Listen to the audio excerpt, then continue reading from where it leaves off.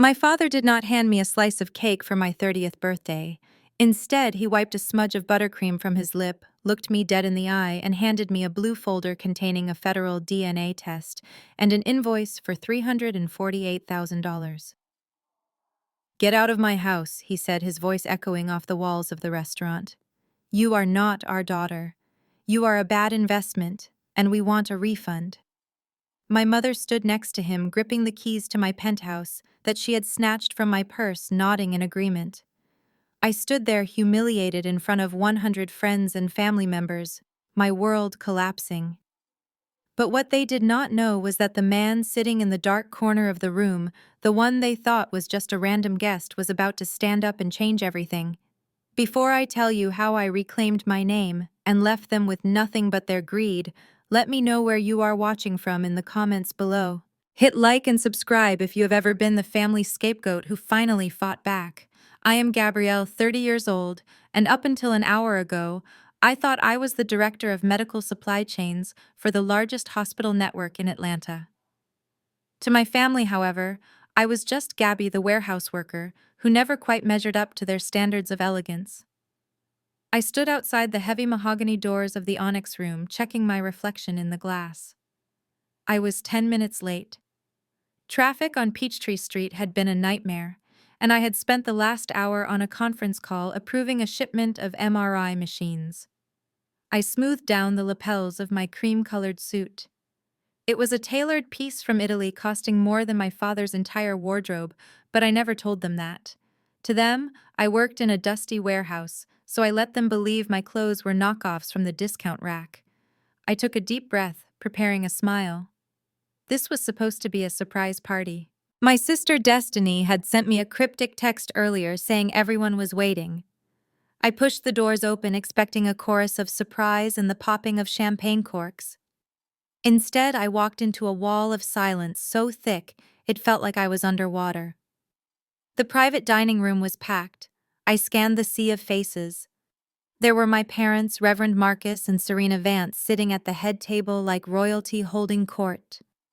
There was Destiny glowing in a sequined gold dress that I knew I had paid for, sitting next to her husband Hunter. And behind them were nearly 100 members of my father's congregation. The choir director, the deacons, the Sunday school teachers. People who had watched me grow up. People I had secretly helped pay for surgeries and tuitions. Not a single one of them smiled. No one held a drink. No one moved. The air conditioning was humming aggressively, but the room felt suffocatingly hot. I took a tentative step forward, my heels clicking loudly on the polished marble floor. "Hello," I said, my voice trembling slightly. "I am so sorry I am late. Work was crazy." Before I could finish, a figure stepped out from the shadows near the entrance, blocking my path. It was Hunter, my brother-in-law.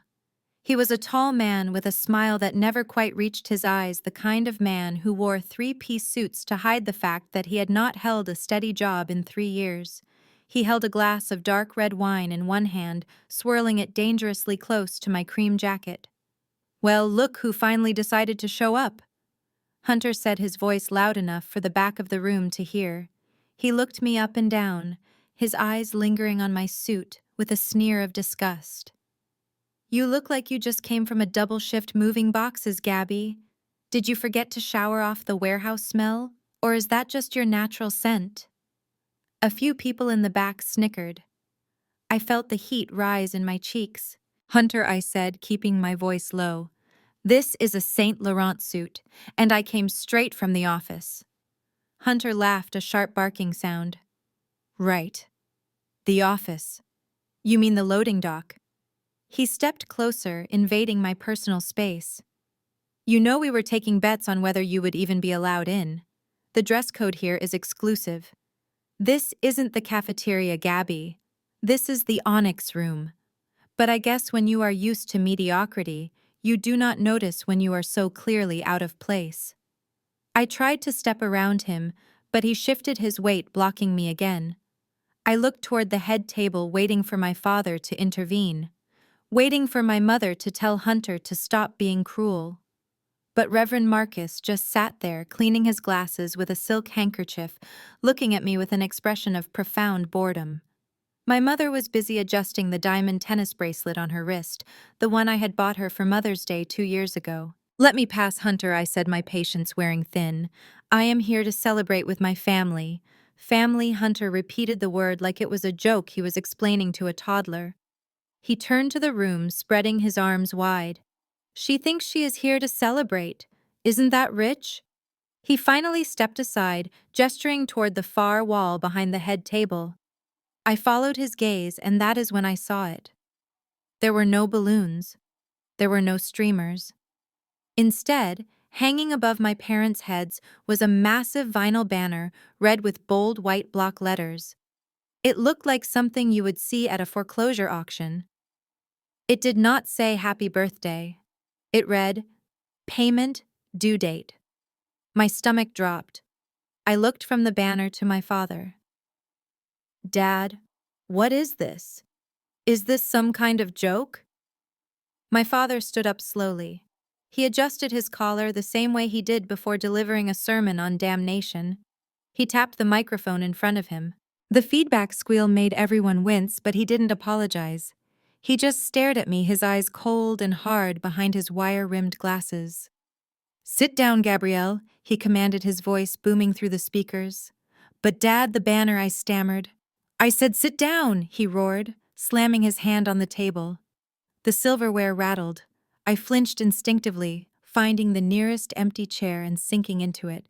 It was a folding metal chair placed awkwardly in the center of the room, facing the head table, like a defendant's seat in a courtroom. Everyone else was in plush velvet seats. The symbolism was not lost on me. "Today is not a celebration, Gabrielle," my father continued, his voice dropping to that smooth, dangerous baritone he used when he wanted to make the congregation feel guilty for not tithing enough. "Today is a day of reckoning. For 30 years, this family has carried a burden named Gabrielle." I looked around the room, pleading with my eyes for someone, anyone, to speak up. Deacon Jones looked down at his shoes. Mrs. Gable, my old piano teacher, turned her head away. They knew. Everyone knew whatever was coming except me. Hunter walked back to his seat next to Destiny, leaning over to whisper something in her ear. Destiny threw her head back and laughed, the sound sharp and jarring. She pulled out her phone, tapped the screen, and I saw the red light of a recording indicator. She was live streaming this. "Dad, please," I whispered, my hands shaking in my lap. "Why are you doing this?" My father ignored me. He reached under the table and pulled out a thick blue folder. He held it up for the room to see, like Moses holding the commandments. "You all know the story," my father addressed the crowd, his voice taking on a theatrical quality. "You know how Serena and I, in our infinite charity, decided to expand our family 30 years ago. We prayed for a child. And God tested us." He looked at me with pure venom. "We did not give birth to this." He gestured at me vaguely. "We found her." The room went deadly silent. I felt the blood drain from my face. I had always known I was adopted. It was never a secret. But the story had always been that I was adopted through a private agency, that my biological parents were college students who couldn't care for me. My father opened the folder. 30 years ago, I was walking past the Greyhound bus station downtown, he lied. The words slipped out of his mouth so easily. I heard a crying sound coming from behind the dumpsters. And there, wrapped in a filthy grease-stained towel, was this baby.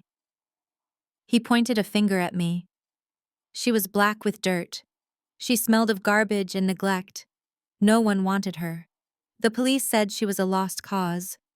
But Serena and I, we are good Christians. We could not leave a creature of God to rot in a dumpster. So we took her in. We cleaned her off. We gave her our name. We gave her a home. I sat frozen, my mouth open. That is a lie, I tried to say, but my voice failed me.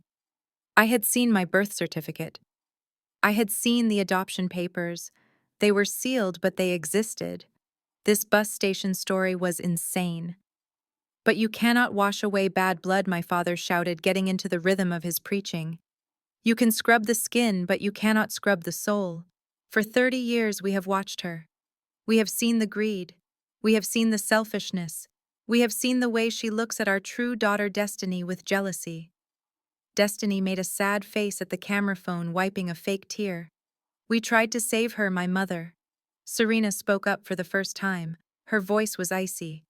We gave her piano lessons. We sent her to private school. We bought her clothes. We tried to make her one of us. But look at her. She gestured to me in my cream suit. She still looks like she belongs in that dumpster. She is ungrateful. She hides her money. She drives a Lexus while her father drives a 5-year-old sedan. She lives in a penthouse while we struggle to maintain the Lord's house. She is a parasite. The crowd began to murmur. I heard an amen from the back. My heart shattered. These were lies. I paid the mortgage on the church. I bought my father that sedan. I paid for Destiny's entire wedding. My father pulled a paper out of the folder. We decided it was time to close the account, he said.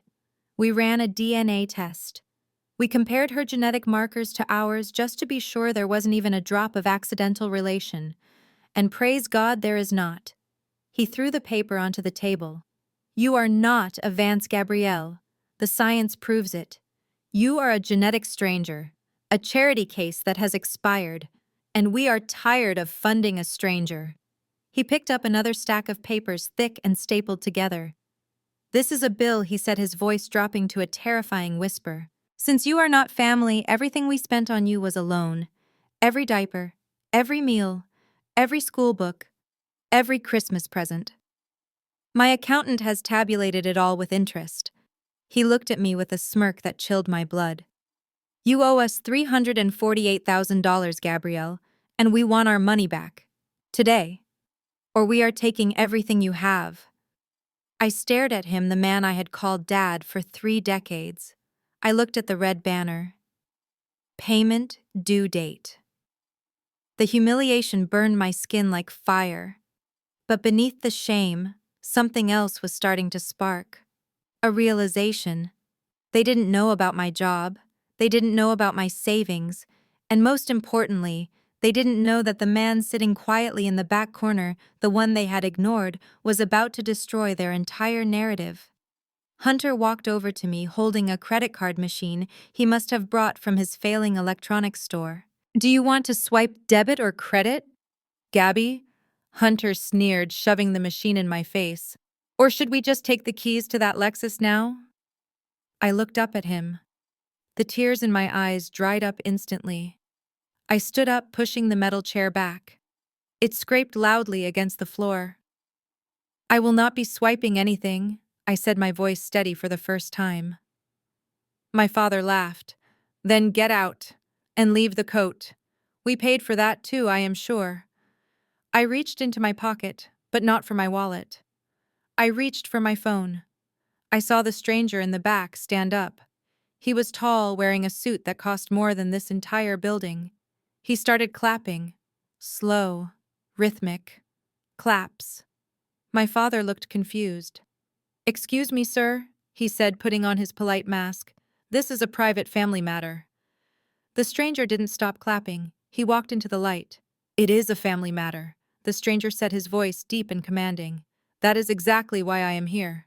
Because you just presented an invoice for my daughter. The room gasped. My father dropped the blue folder. And that is when the real party started. The room was spinning, or maybe it was just the blood rushing in my ears. The blue folder containing the DNA results lay on the white tablecloth like a dead bird, but my parents were not finished. My father sat back looking satisfied with his revelation, but my mother Serena was just getting started. She stood up, smoothing the front of her designer dress, the fabric rustling in the silence of the room. She did not look at me with anger. She looked at me with the cold, detached calculation of an auditor looking at a failing business. Turn on the projector, Marcus, she said to my father, her voice clipping through the air. My father pressed a button on a remote control. A motorized screen descended from the ceiling behind them, covering the red banner that demanded payment. A moment later, a beam of light cut through the dim room and a massive Microsoft Excel spreadsheet appeared on the screen. It was not a hastily made document. It was complex, color-coded, and terrifyingly detailed. The file name at the top read, Project Gabrielle, Liquidation Analysis. I stared at the screen, my eyes struggling to adjust to the brightness. Rows and rows of numbers scrolled by as my mother operated a wireless mouse. She clicked a tab labeled 1994 to 1999. You see, Gabrielle? My mother began stepping away from the table to stand next to the screen like a weather reporter predicting a hurricane. Your father spoke about the emotional burden, but I am a practical woman. I deal in numbers. And the numbers say you are a deficit. She pointed to row 4. October 1994. Infant formula. Similac brand. You had a sensitive stomach, apparently. We could not buy the generic brand. We had to buy the premium. $450 for the first 3 months. She looked at me, waiting for a reaction. I was a baby, I whispered, my voice cracking. I had to eat. My mother ignored me. She scrolled down. Diapers, wipes, pediatrician visits. It adds up. But we are fair people. We adjusted for inflation. That $450 is now worth nearly $900 in today's money. She clicked the mouse again, moving to another tab. The crowd watched in mesmerized silence. I looked at Deacon Jones in the front row. He was taking notes on a napkin. Let us move to your destructive phase, she said. The screen shifted to the year 2005. I saw a line item highlighted in red. November 2005, dining room window replacement. I remembered that day. I was 12 years old. Destiny had been chasing me with a pair of scissors, trying to cut my hair because she said it was too frizzy. I had run into the dining room, tripped over the rug, and crashed into the side window. I still had the scar on my elbow. Destiny had never been punished. Principal amount $200, my mother read. However, that was money we had set aside for Destiny's ballet recital. Because we had to fix the window, Destiny had to wear a used tutu. The trauma caused her to underperform. Destiny let out a small, tragic sigh from her seat, resting her head on Hunter's shoulder. So my mother continued, her eyes gleaming. We applied a standard credit card interest rate of 10% compounded annually for 18 years. She hovered the mouse over the total column. That $200 window now costs you $1,113. A gasp went through the room. Not of horror, but of agreement. I heard someone whisper, "That is just basic math." I felt like I was drowning. They were monetizing my childhood. Every mistake, every accident, every meal was a line item in a ledger I never knew existed. They had not been raising a child. They had been keeping a tab. But the worst is yet to come, Serena said, her voice dropping an octave. She clicked on a tab simply labeled Damages. This list was shorter, but the numbers were astronomical. Item 42, she read. Social depreciation. She looked at me with a look of pure disgust, her lip curling slightly. You were not aesthetically pleasing, Gabrielle. Let us be honest. Destiny was a Gerber baby. You were scrawny. You had skin issues. You needed braces for 5 years. Do you know how hard it is to maintain a family image of perfection when one child looks like she belongs in a shelter? I dug my fingernails into my palms so hard I felt skin break. We had to buy you special clothes to hide your knees. We had to pay for dermatologists. We had to pay for photographers to retouch family portraits, to make you look like you belonged with us. She pointed to a figure at the bottom of the screen. $50,000, she announced. $50,000. I stood up, my chair clattering backward. You are charging me $50,000 for being a child. For growing up, I am charging you for emotional distress caused by public embarrassment. She corrected me, her voice sharp as a whip. Do you know how many times I had to explain you to my friends? Do you know the shame of having a daughter who could not even smile correctly for a Christmas card? 50,000 is a discount, Gabrielle. I should be charging you for pain and suffering. She scrolled to the bottom of the spreadsheet. The final cell was highlighted in bright yellow. The number was so large it seemed abstract. $348,750.25. My mother read the number slowly, savoring every syllable. That is the cost of your existence, Gabrielle. That is what you cost us. And since you are not our blood, since the DNA proves you are a stranger, this was not parenting. This was a loan. A very long, very expensive loan. And the bank is closed. She reached into her purse, the same purse I had bought her in Paris last year, and pulled out a stapled document. It was thick, legal-sized paper. She slapped it onto the table next to the DNA results. "We prepared a settlement agreement," she said. Hunter stood up and walked over to the table, picking up the document. He walked toward me, a predatory grin plastered on his face. "It is a generous offer," Gabby Hunter said, thrusting the papers at me. I looked at the document. The header read, "Asset Transfer and Liability Release." My mother's voice boomed from the front of the room. "We know about the trust fund, Gabrielle. We know your grandmother. God rest her confused soul, left something for you that matures today on your 30th birthday. We do not know how much it is, but we know it belongs to this family." The realization hit me like a physical blow. That was it. That was the timeline. They had waited exactly until my 30th birthday because Grandma Dorothy's trust fund unlocked today.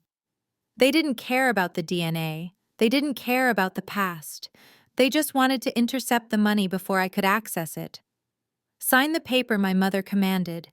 "It transfers all rights to any inheritance, pension, or assets you currently hold to Destiny Vance.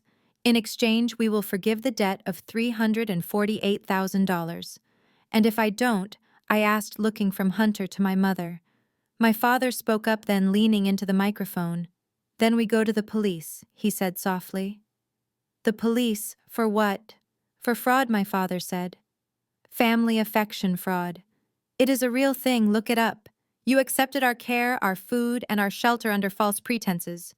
You acted like a daughter when you were a burden. If you do not pay us back, it is theft of services. We will have you in jail by tonight."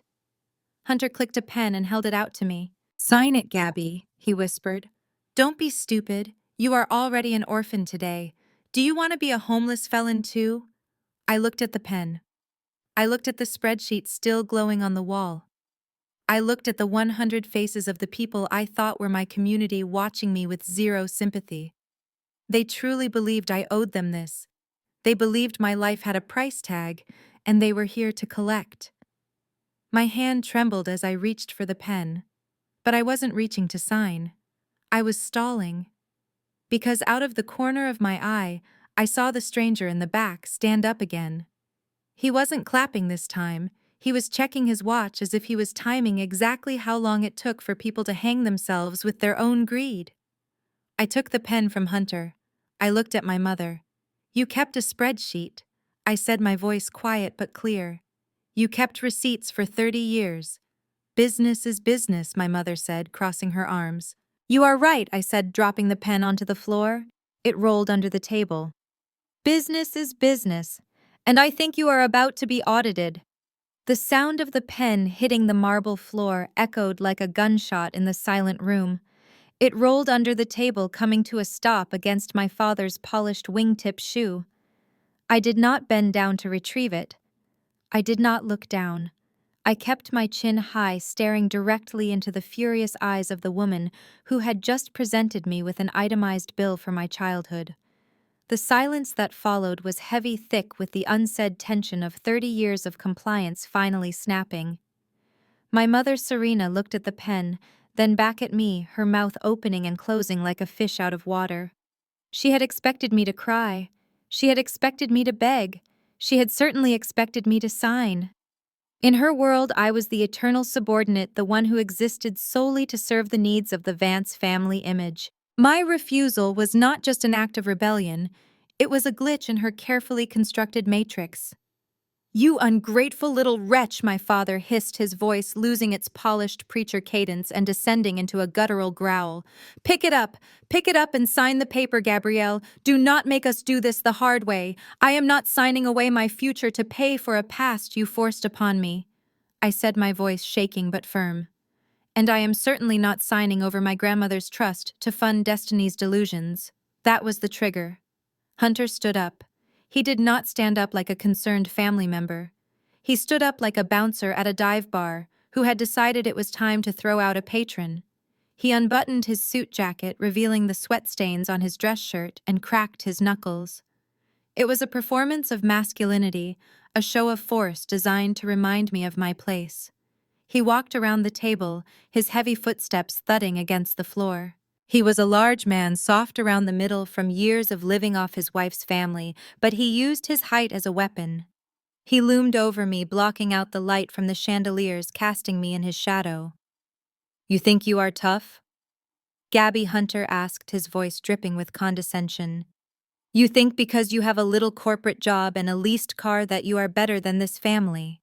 "It is not a lease," I said instinctively, clutching my purse tighter to my side. Hunter laughed, a cruel, dry sound.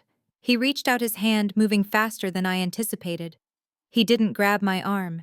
He grabbed the strap of my leather tote bag. "Give it to me," he commanded. "No," I yelled, pulling back. "This is my property," I said. "Give it to me," Hunter roared. He yanked the bag with violent force. The strap dug into my shoulder, burning my skin before slipping from my grasp. I stumbled back, catching myself on the edge of a chair. Hunter held my purse like a trophy, a sneer twisting his face. "Let us see what the princess has in here," he mocked. "Let us see what assets we can liquidate right now."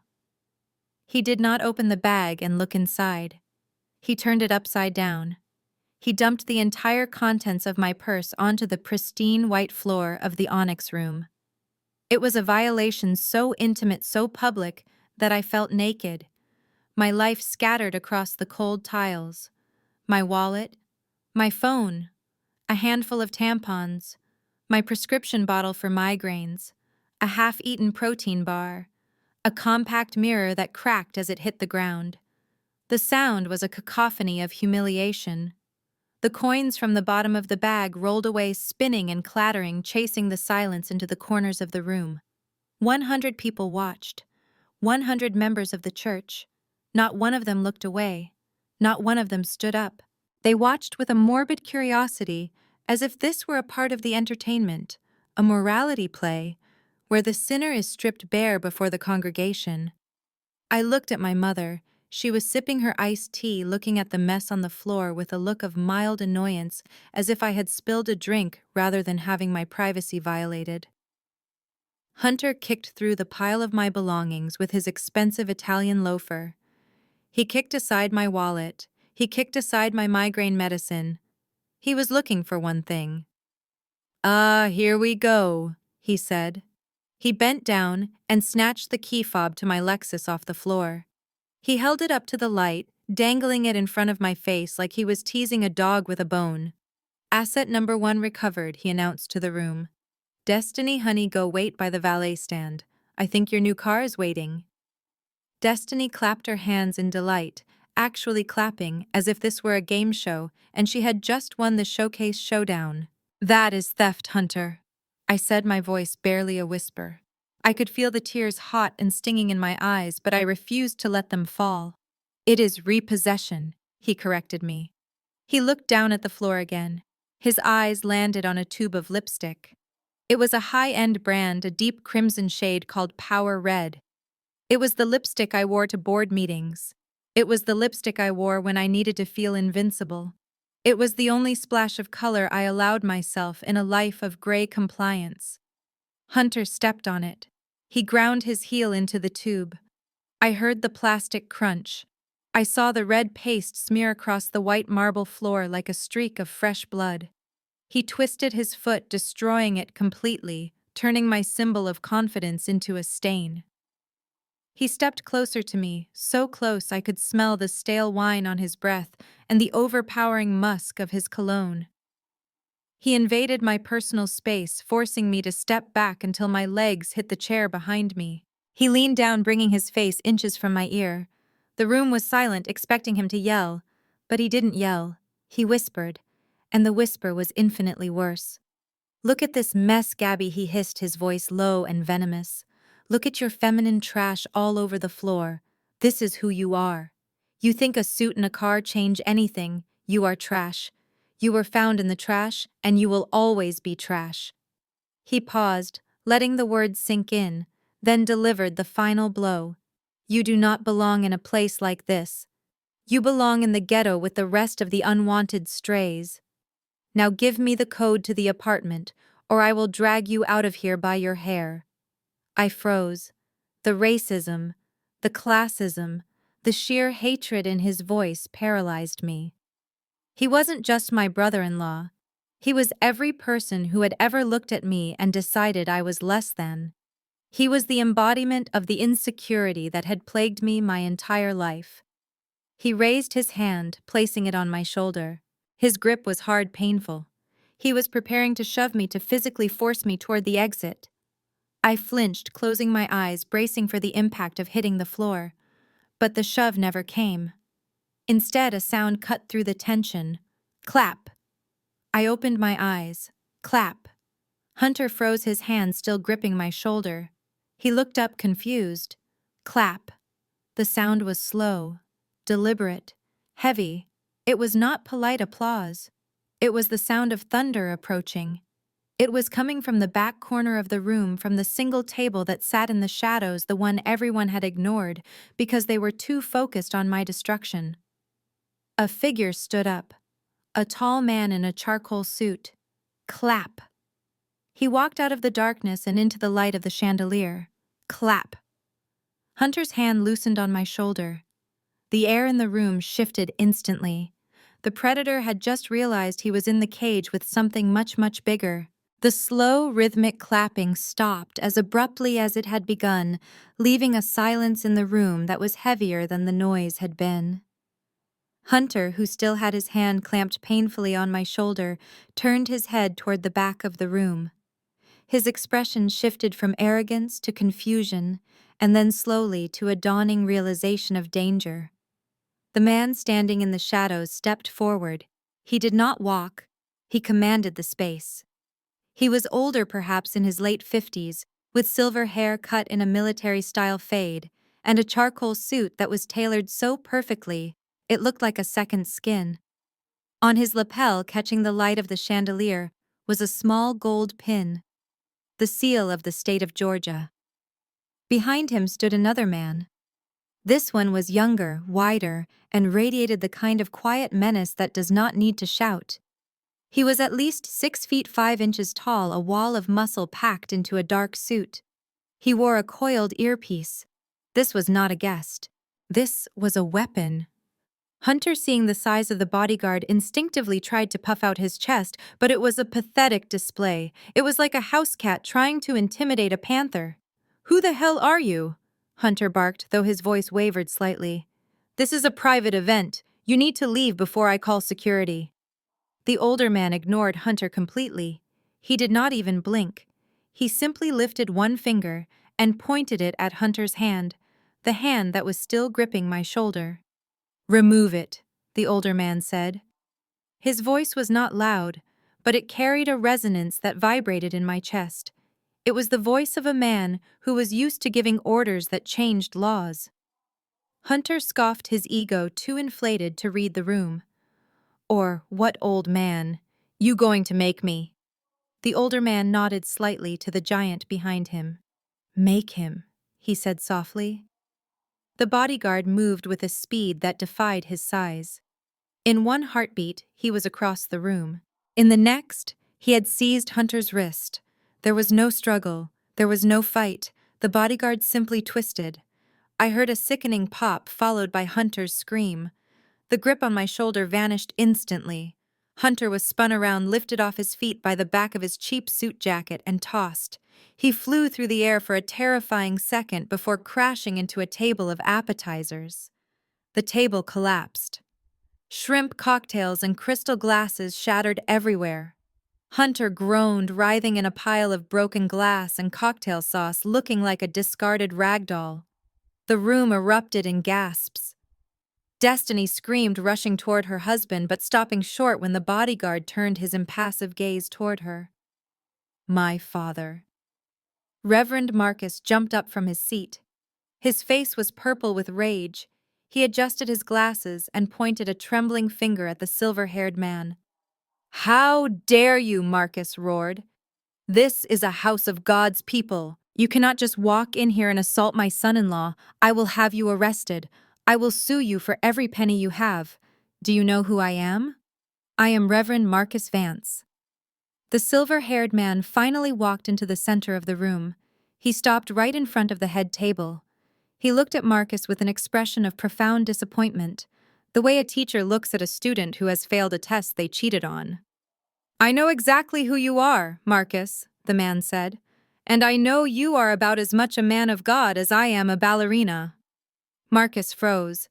He squinted, leaning forward. The lights from the projector were still glowing, casting long shadows. As the man stepped fully into the beam of light, the gold pin on his lapel shined brightly. Recognition flooded my father's face. The color drained from his skin instantly, leaving him looking gray and sickly. His mouth opened, but no sound came out. He looked like he had seen a ghost. My mother Serena gasped, clutching her pearls. "Oh, my lord," she whispered. "That is Senator Thorne, Julian Thorne." The whisper traveled through the room like wildfire. Julian Thorne, the state senator, the man who sat on the Appropriations Committee, the man whose signature was on the grants that kept my father's church operational, the man who practically owned the political landscape of Atlanta. My father's demeanor underwent a transformation so rapid it was sickening to watch. The rage vanished, replaced instantly by a groveling, desperate servility. He smoothed his jacket. He forced a smile that looked like a grimace. He practically bowed. "Senator Thorne," he exclaimed, his voice cracking into a high pitch. "My apologies, my deepest apologies. The lighting in here is terrible. I did not recognize you. Please forgive my outburst. We are under a lot of stress." He gestured vaguely toward the wreckage of the appetizer table where Hunter was still moaning. "My son-in-law, he can be a bit spirited. But surely there is no need for violence. We are honored to have you here. Truly honored. Are you here for the fundraiser? I didn't know we had confirmed your attendance, but we can make a seat for you right here at the head table." Marcus kicked out a chair next to him, dusting off the seat with his hand, acting as if his son-in-law wasn't bleeding on the floor 5 feet away. Senator Thorne did not move toward the chair. He did not smile. He looked at me. For the first time, our eyes locked. His eyes were dark, deep, and filled with an emotion I couldn't quite place. It wasn't pity. It was something fiercer. It was recognition. "Are you all right?" he asked me, his voice gentle. I nodded, too stunned to speak. I was rubbing my shoulder where Hunter had grabbed me. My father laughed nervously, stepping between me and the senator, trying to block his view of me. "Oh, don't worry about her, Senator," Marcus said, waving his hand dismissively. "Please ignore the scene. This is just a domestic staffing issue." Senator Thorne's eyes snapped away from me and locked onto Marcus. The temperature in the room seemed to drop 10 degrees. "A staffing issue," Thorne repeated slowly. Yes, yes," Marcus stammered, sweating profusely now. "Just a disgruntled girl we took in. You know how it is with the help these days. You try to be charitable, you try to give them a roof over their heads, and they get entitled. She was just causing a scene, trying to ruin a family celebration. We were just in the process of letting her go." My mother Serena chimed in, trying to aid the deception. She stood up, flashing her most charming society smile. "It is true, Senator. We apologize you had to see this. Gabrielle is, well, she has always been a bit unstable. We have tried to help her, but sometimes you just have to cut ties with the toxicity. We are sending her away for her own good. Please let us get you a drink. We have a wonderful vintage." I stood there feeling like the floor was dissolving beneath me. The help, unstable, toxic. Even in the presence of one of the most powerful men in the state, they couldn't stop lying. They couldn't stop erasing me. I looked at the senator, waiting for him to believe them. Everyone always believed them. They were the respectable religious leaders, and I was just the quiet, awkward girl in the background. Senator Thorne looked at Marcus. Then he looked at Serena. Then he looked at the blue folder containing the DNA results that was still sitting on the table. He reached out and picked it up. "You say she is the help?" Thorne asked, flipping open the folder. "Technically, yes," Marcus said, eager to agree. "We raised her, but..." As you can see from the mess she made, she is not exactly family material. She is just someone we employed to fill a space. Thorne closed the folder. The sound was sharp. He took a step closer to Marcus. He was taller than my father, broader, and infinitely more powerful. You just handed her a bill for $300,000, Thorne said. I heard you from the back. You charged her for diapers. You charged her for food. You charged her for existing. Marcus swallowed hard. Well, Senator, that is just accounting. It is a way to teach responsibility. She needs to learn the value of $1. Thorne laughed. It was a cold, terrifying sound. Teach responsibility. You, a man who has been skimming off the church donation fund for 5 years. The room went deadly silent. Marcus turned pale. I don't know what you are talking about, Marcus whispered. I think you do, Thorne said. But we can discuss your embezzlement later. Right now, I want to discuss your vocabulary. Thorne turned to the crowd. He looked at the 100 faces watching him. Then he turned back to Marcus and Serena. You called her the help. You called her a stranger. You called her a bad investment. Thorne reached out and took my hand. His grip was warm, firm, and safe. He pulled me gently from behind my father's shadow until I was standing right next to him, shoulder to shoulder. Look at her, Marcus Thorne commanded. Look at her face. Look at her eyes. I looked at my father. He was trembling. You said you found her at a bus station, Thorne said, his voice rising, filling the cavernous room. You lied. You stole her from a nursery in Mercy General Hospital 30 years ago. You stole her because your own baby died and you needed a dependent to keep your welfare checks coming. You stole her. Thorne squeezed my hand. And you made a mistake today, Marcus. You invited the whole town to witness your cruelty. But you didn't check the guest list. Because if you had, you would know that I didn't come here for your fundraiser. I came here for her. Thorne turned to me, his eyes shining with tears that he refused to let fall. You called her the help, Thorne whispered, the anger vibrating in his chest. But you are wrong. She isn't the help. She isn't a stranger. And she certainly isn't a Vance. He looked at the crowd, then back at my terrified parents, delivering the words that would burn their world to the ground. You just called my daughter the help, and nobody insults my blood and walks away with a house, a job, or a shred of dignity. The silence that followed was broken only by the sound of my mother dropping her glass. It shattered on the floor, joining the wreckage of their lives. The silence in the onyx room was absolute. The shattered glass of my mother's drink lay on the floor, a sparkling testament to the sudden shift in power. Senator Julian Thorne did not shout. He did not lose his composure. He simply walked over to the table where my mother Serena had been operating the laptop. She tried to block him, her hands fluttering nervously over the keyboard. But one look from the senator was enough to make her recoil. He did not need to touch her. His presence was a physical force that pushed her back into her chair. He turned the laptop around. He plugged in a small encrypted USB drive that he had pulled from his breast pocket. You wanted to talk about history, Marcus? Julian said, his voice echoing off the vaulted ceilings. You wanted to talk about how you found a dirty child at a bus station. You wanted to paint a picture of charity. But the problem with lies is that they leave a trail. And the problem with you is that you forgot that hospitals have eyes. Julian pressed a key. The massive screen behind him, which had just displayed the itemized bill of my childhood, flickered. The spreadsheet vanished. In its place, a video player opened. The footage was grainy black and white and clearly old. The timestamp in the bottom right corner read June 14th, 1994, 3:15 in the morning. I stepped closer to the screen. My heart was hammering against my ribs so hard I thought it would crack them. Let me narrate this for you, Julian said, stepping to the side so the entire room could see. This is the maternity ward of Mercy General Hospital, the East Wing. On the screen, a long, empty hallway appeared. It was dark, illuminated only by the safety lights near the floor. A moment later, two figures entered the frame. They were pushing a large industrial cleaning cart. They were not wearing the suits and designer dresses they wore today. They were wearing matching gray jumpsuits, uniforms. The crowd began to murmur. I heard someone whisper, "Is that a janitor's uniform?"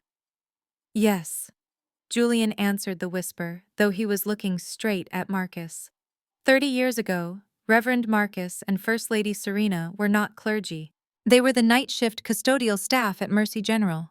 They mopped the floors, they emptied the trash, and they had access to every room in the building. On the screen, the two figures stopped in front of a door. The sign on the door, barely legible in the grain, read Neonatal Intensive Care Unit. Marcus, the man on the screen, looked up and down the hallway nervously. Serena, the woman on the screen, was holding something. It was a bundle of blankets, but the way she held it, it was limp. It was still. My breath caught in my throat. I knew with a sickening instinct what was in that blanket. Julian's voice dropped, becoming heavy with grief. Earlier that night, Serena gave birth in a supply closet, Julian explained. She didn't want to go to a doctor because they were hiding income from the IRS. The baby was born prematurely. It did not survive. The room gasped. Serena let out a low, animalistic wail from her seat, covering her face with her hands. They had a problem. Julian continued, his eyes never leaving the screen. They had already filed the paperwork for government assistance. They had applied for increased housing benefits based on a dependent child. A dead child gets a funeral. A living child gets a check. They needed a baby to keep the money flowing. On the video, the figure of Marcus opened the door to the NICU with a master key. They pushed the cleaning cart inside. The camera angle switched. This footage was clearer. It was inside the nursery. Rows of plastic bassinets lined the room. Most were empty, but one near the window was occupied. "That is my daughter Julian," said, his voice breaking for the first time. "That is Camille. She was born 3 days prior. My wife, my late wife, had complications. She was in the ICU recovering. I had gone home for 2 hours to shower and change." On the screen, Serena walked over to the bassinet. She looked down. She didn't hesitate. She didn't look conflicted. She reached into the bundle she was carrying, the lifeless body of her own child, and placed it into the bassinet. Then she reached in and picked up the living, breathing baby. She picked up me. She wrapped me in a dirty towel from the cleaning cart to hide me. She placed me into the canvas laundry bag hanging off the side of the cart. I put a hand over my mouth to stop a scream from escaping. I watched myself, a 3-day-old infant, being tossed into a bag of dirty linen like I was garbage. "They swapped them," Julian said. "They left their deceased child in place of mine." When the nurses did their rounds at 4 a.m., they found a cold baby. My wife and I were told our daughter had passed away in her sleep from SIDS. We buried a stranger. We mourned a child who wasn't ours. And while we were planning a funeral, these two— he pointed a shaking finger at Marcus and Serena. These two were walking out the back loading dock with a stolen baby hidden in a trash cart. The video ended with the two figures disappearing into the elevator. The screen went black. For a moment, no one breathed. The horror was too absolute. Then the sound of retching broke the silence. One of the choir members was sick into a potted plant. I stood there frozen. My entire life replayed in my mind in a split second. The coldness, the emotional distance, the way my mother never hugged me, the way my father looked at me with calculation rather than love, the spreadsheet, the bill, the constant demands for money. It all made sense. I wasn't the black sheep. I wasn't the disappointment. I was the golden goose. They didn't hate me. They simply didn't care about me as a human being. I was an asset. I was a tool they had stolen to unlock welfare checks, tax credits, and eventually a paycheck from my own hard work. The reason they treated me like an employee was because in their minds that is exactly what I was. I was an investment that was supposed to pay dividends. Tears streamed down my face, hot and fast. But they weren't tears of sadness anymore. They were tears of clarity. The burning shame I had felt 10 minutes ago when they called me a dumpster baby was gone. I wasn't unwanted. I was so wanted that I was stolen.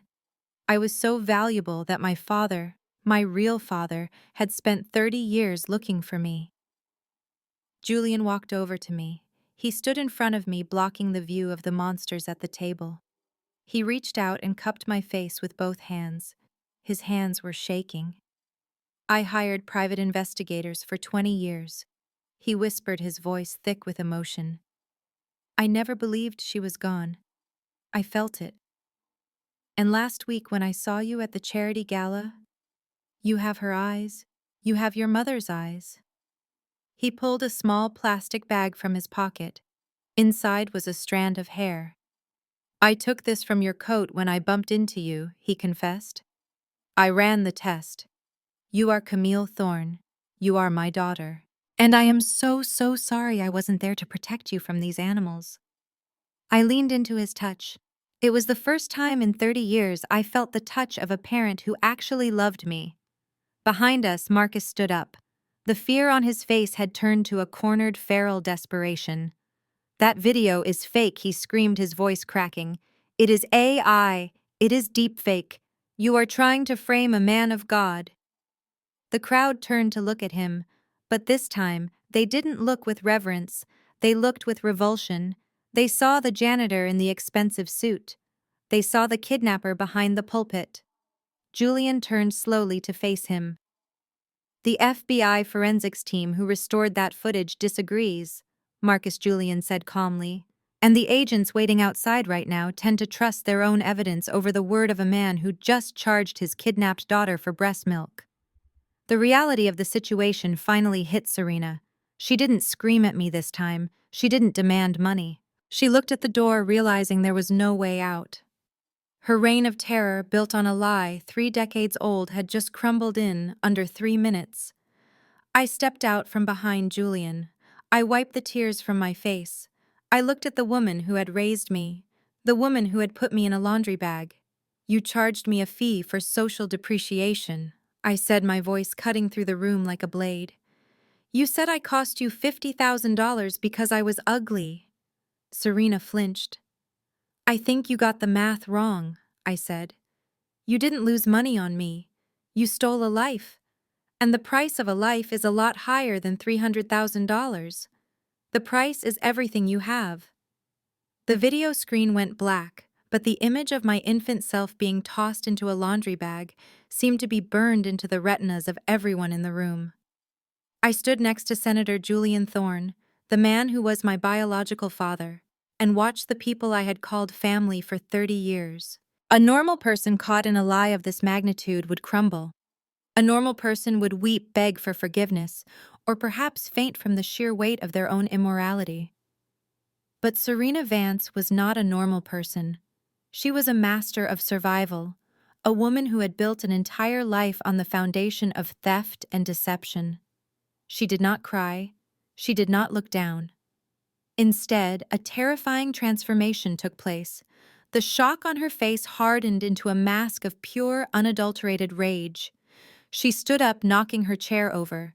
The sound was sharp and violent. She looked at Julian, then at me, and her eyes were blazing with a fire that seemed to consume all reason. So what? Serena screamed. The 2 words hung in the air, more shocking than the silence that had preceded them. So what? She repeated, her voice rising to a shriek that made the crystal glasses vibrate. So what if we took her? She stepped out from behind the table, walking toward us with aggressive strides. She pointed a finger at me, a finger adorned with a diamond ring that I had paid for. Look at her, Serena yelled, gesturing wildly at me. She is standing there in a designer suit, healthy, educated, alive. Do you think she would be alive if we left her in that hospital? Do you think she would be standing here today if I hadn't taken her in? She turned to the crowd, her arms wide, appealing to the very people she had duped for decades. I saved her, Serena bellowed. I am the one who woke up in the middle of the night when she had a fever. I am the one who made sure she did her homework. I am the one who cooked her meals. This man, this stranger in a suit, where was he? He was gone. I did the work. Julian stepped forward, shielding me slightly, but Serena was undeterred. She was running on adrenaline and narcissism now. You dare to come into my house and judge me, she spat at Julian. You dare to show a video from 30 years ago and act like it erases everything I did. Biology is nothing. Blood is nothing. I am her mother. Because I paid the price, I paid with my time, I paid with my youth. She turned her venom back on me. And you, Gabrielle, you ungrateful, selfish child, you stand there and let him call us criminals. After I fed you, after I clothed you, you owe me. You owe me every breath you take. She slammed her hand against her chest. I raised you. Me, not him. The labor of raising a child is worth more than the labor of birthing one. You still owe me that money. That invoice stands. You ate my food, you lived in my house, you think finding out you were stolen changes the bill? It doubles it because I raised a child that wasn't even mine. I did charity work for 30 years and I expect to be reimbursed. Her logic was so twisted, so profoundly sick, that I felt a wave of nausea. She was gaslighting the entire room. She was trying to convince us that kidnapping was actually an act of benevolence and that the victim of the crime owed the criminal a service fee. Destiny stood up, then wiping her fake tears and joining her mother's offensive line. Mom is right, Destiny shouted, her voice shrill and piercing. How could you do this to us, Gabby? We are a family. Destiny walked over to Serena, wrapping an arm around her, creating a tableau of the victimized mother and loyal daughter. You are ruining everything, Destiny screamed at me. Look at Mom. She is shaking. You brought this stranger here to humiliate us on Dad's big night. You are so selfish. It is always about you, isn't it? You couldn't just pay the bill and be grateful. You had to go and dig up the past. Destiny looked at the crowd, her eyes wide and imploring. She has always been like this. Destiny cried. She has always been jealous of us. She hates that we are a real family, so she made up this story to tear us apart. She is a monster. I stared at my sister. The sister whose tuition I paid. The sister whose wedding I funded. She knew the truth now. She saw the video. She knew I was stolen. And yet her only concern was that the flow of money might stop and her social standing might be damaged. Julian finally spoke, his voice cutting through their hysteria like a sword. You are not a savior, Serena Julian said coldly. You are a parasite. You didn't raise a daughter. You groomed a victim.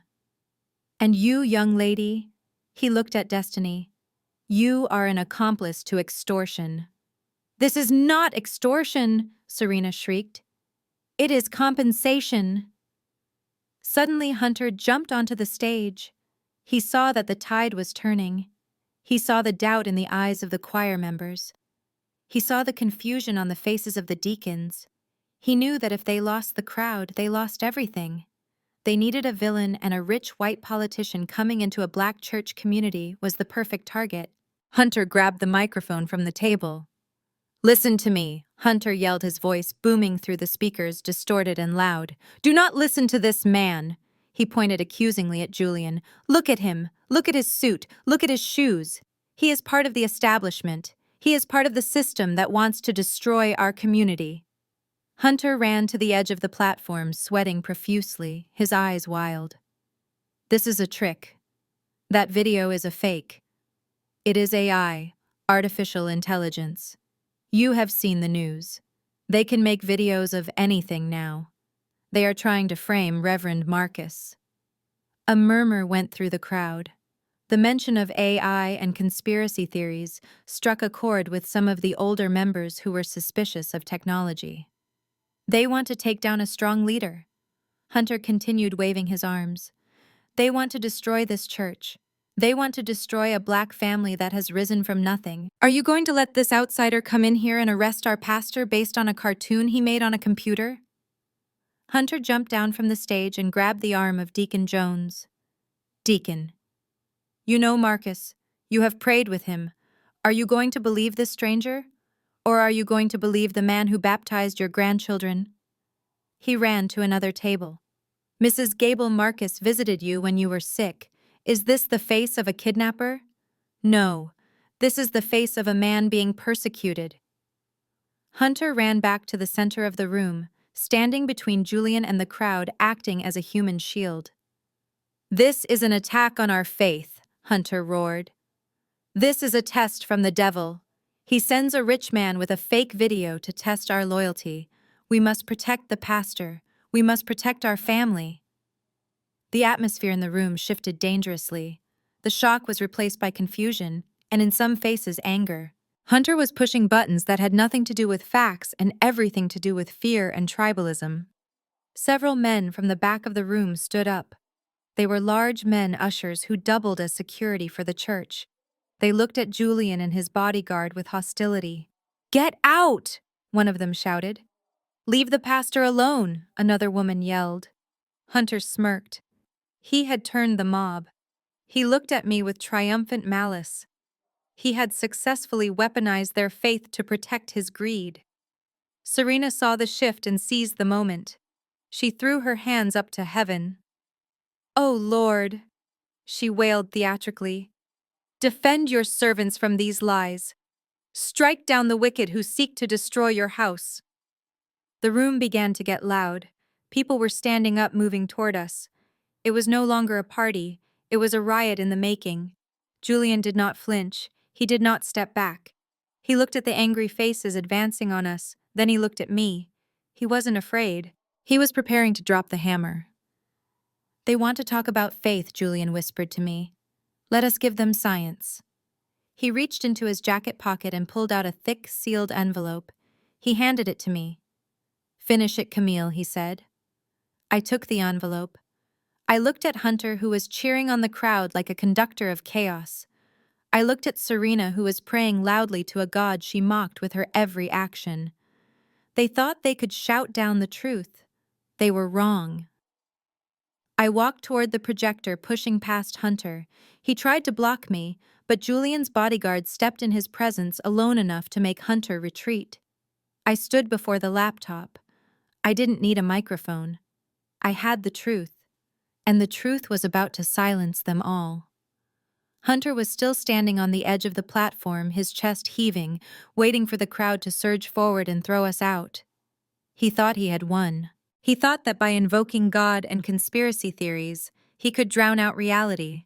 But Senator Julian Thorne did not shout back. He did not engage in a screaming match. He simply reached into his inside jacket pocket and pulled out a single thick envelope. It was not a flimsy blue folder like the one my father had used. It was heavy cream-colored and stamped with the official seal of the Federal Bureau of Investigation. Julian walked past Hunter as if he were invisible. He walked past my mother Serena, who was still panting from her theatrical performance of victimhood. He placed the envelope under the high-resolution camera of the document projector. "You want to talk about fake videos?" Julian said, his voice calm, steady, and terrifyingly quiet.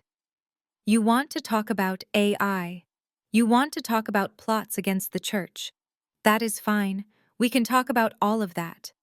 But first, let us talk about biology." He opened the envelope. He pulled out a document that had a holographic watermark shimmering in the light. "This is not a drugstore DNA test," Julian announced to the room. "This is a court-ordered, federally verified chain of custody DNA test. I had it expedited through the state crime lab this morning." He pointed to two graphs on the screen. One was labeled Subject A, Julian Thorne. The other was labeled Subject B, Camille Thorne, also known as Gabrielle Vance. The room fell silent again. The anger that Hunter had whipped up began to dissipate, replaced by a tense curiosity. Science has a way of cutting through emotion, and the graph on the screen was undeniable. Julian ran his finger across the lines. They matched perfectly. "Probability of paternity," Julian read aloud. 99.9999%. He looked up at Marcus. "There is no margin for error, Marcus. There is no AI glitch. She is my daughter, my blood, my DNA. Marcus tried to speak to stammer out another lie, but Julian cut him off. But that is only half the story, Julian said. Proving she is mine is easy. Proving she isn't yours. Well, I thought you might try to claim some miracle. I thought you might claim you adopted her legally. So I dug deeper. Julian pulled another document from the envelope. This one looked older. The paper was yellowed at the edges. It was a medical file. This is a subpoenaed medical record from Mercy General Hospital dated November 1991, Julian said. He looked at Serena. My mother went rigid. Her eyes widened in genuine terror. She knew what this paper was. She had forgotten it existed, buried under 30 years of lies, but now it was staring her in the face. 3 years before Gabrielle was born, Julian explained, speaking to the congregation, Serena Vance was admitted to the hospital for emergency surgery following the birth of her first daughter, Destiny. There were complications. Severe hemorrhaging. Julian turned the page on the projector. The words on the screen were stark, medical, and final. Total abdominal hysterectomy, Julian read.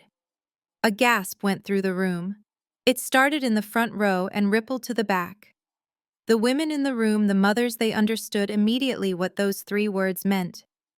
For those of you who do not have a medical degree, Julian said, his voice hard as steel, it means Serena Vance had her uterus removed in 1991.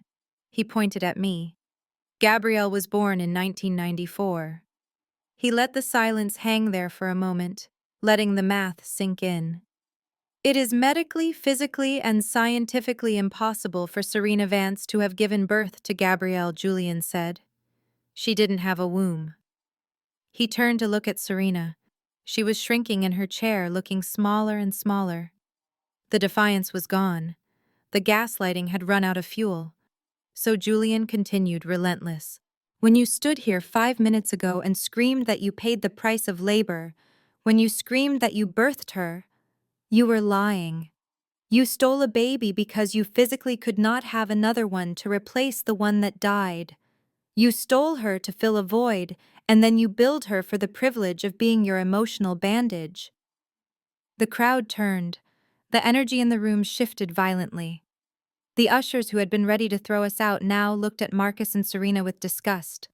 Mrs. Gable, the piano teacher, stood up and walked out. Then Deacon Jones followed. The illusion of the Holy Family had shattered. There was no conspiracy. There was no attack on the church. There was just a barren woman and a greedy man who had stolen a child and spent 30 years punishing her for their own crimes. Hunter dropped the microphone. It hit the floor with a loud thud. He backed away from the edge of the stage, realizing his human shield of believers had evaporated. I stood there watching the faces of the people who had raised me. I waited for the pain to hit me. I waited for the grief of knowing my entire life was a fabrication. But it didn't come. Instead, a cold, clean clarity washed over me. It was like a fever breaking. For 30 years, I had walked on eggshells. I had apologized for taking up space. I had worked double shifts to buy their affection. I had let them criticize my hair, my clothes, my career, and my very existence. I had let them convince me that I was lucky they tolerated me. I looked at the DNA test on the screen. I looked at the medical records. I wasn't the lucky one. They were. They were lucky I hadn't found this out sooner. They were lucky I had been docile. They were lucky I had been desperate for love, but I wasn't desperate anymore. I reached up and wiped the tears from my cheeks. I felt my spine straighten. I felt the muscles in my shoulders relax. The terrified little girl who just wanted her mommy to love her, she died in that room, and the woman who replaced her was done playing games. I stepped forward. I walked past Julian. I walked past the bodyguard. I walked right up to the head table where Marcus and Serena sat trembling in the wreckage of their lies. I picked up the microphone that Hunter had dropped. The feedback whined for a second, then cleared. The room went deadly quiet. Everyone was looking at me, not at the banner, not at the screen, at me. You spent 3 hours humiliating me, I said. My voice didn't shake. It was deep calm and resonated with a power I didn't know I had. You put my face on a screen. You put a price tag on my childhood. You invited 100 people to watch me bleed. I looked at Serena directly. She couldn't meet my eyes. You wanted a return on your investment, Mother, I asked. You wanted to close the account. I turned to the projector. I unplugged Julian's laptop. I reached into my purse, the purse Hunter had dumped on the floor, and pulled out my own phone. I plugged it in. The screen flickered. A new spreadsheet appeared. But this wasn't a list of diapers and baby food. This was a list of bank transfers, wire confirmations, mortgage payments. You showed them your math, I said. Now let me show them mine. I looked at the crowd. Reverend Marcus told you I work in a warehouse. He told you I was a failure. I clicked a button on my phone. My LinkedIn profile appeared on the enormous screen. It showed my title, Director of Global Supply Chain Logistics. It showed my awards. It showed my salary bracket.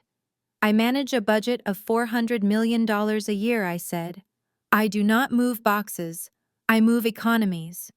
I turned back to Marcus. And for the last 10 years, I have been moving this family. I clicked the next tab. Enough talking, I said into the microphone. It is time for the audit. And I promise you, Dad, you are not going to like the numbers. The room was so quiet I could hear the hum of the projector fan cooling down.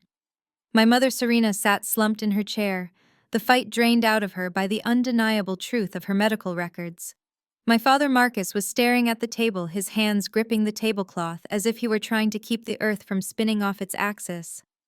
They were waiting for me to scream. They were waiting for me to cry about my stolen childhood. But I was done crying. I was a professional, and in my world, when a deal goes bad, you do not get emotional. You audit the books.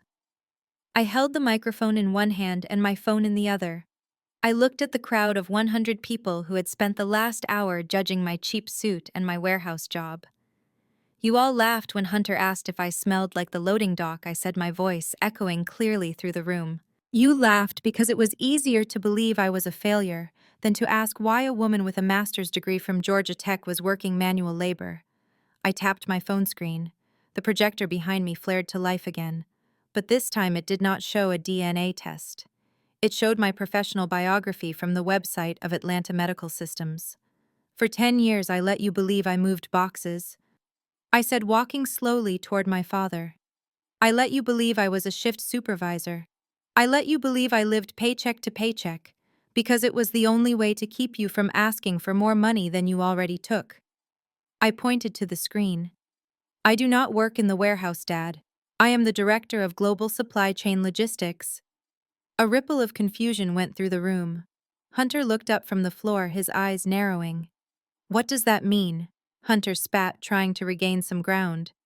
It means you drive a forklift. I laughed. It was a dry, humorless sound. It means I control an operational budget of $400 million a year, I corrected him. It means I decide which hospitals get MRI machines. It means I negotiate contracts with pharmaceutical companies in Switzerland. And most importantly for you, Reverend Marcus, it means I sit on the board of the Community Outreach Grant Program. My father's head snapped up. His face went pale. The grant program, he whispered. Yes, I said. The program that funded the new roof for your church last year. The program that bought the new van for the senior center. The program that pays your salary, Dad. I swiped the screen. A document appeared. It was a grant approval letter for $50,000 dated 6 months ago. At the bottom was a signature. Look at the signature, Dad, I commanded. He squinted. He had framed this letter in his office. He had told the congregation that God provided this money through a mysterious benefactor. He read the signature on the screen. G. Vance. You thought G. Vance stood for some executive named George or Gregory, I said. You never stopped to think that the daughter you called a failure was the one signing your paychecks. I watched the realization hit him. He had been biting the hand that fed him, not just metaphorically but literally. Every time he mocked my job, he was mocking the source of his survival. But that is corporate money, I continued, my voice hardening. That is business. Let us talk about the personal accounts. I switched tabs on the screen. A spreadsheet opened. It was titled, The Anonymous Donor. For the last decade, whenever this family hit a financial wall, a miracle happened, I said. Remember? 2018? Hunter gambled away the mortgage money. You were 3 days away from foreclosure. Then suddenly an anonymous check arrived at the church office for $40,000. I looked at Serena. You told the congregation it was a blessing from an angel. You cried in the pulpit. You wrote a thank you letter to Dear Anonymous Friend. I clicked a cell on the spreadsheet. A scanned image of a cashier's check appeared. It was drawn from my personal savings account. I am the angel mother, I said. I paid the mortgage. I scrolled down. 2019. Destiny needed a new car because she crashed her BMW while driving under the influence. The insurance wouldn't cover it. Who paid the $25,000 settlement to keep her out of jail? Destiny looked down at her lap, her face burning. Anonymous donor. I answered for her. Me.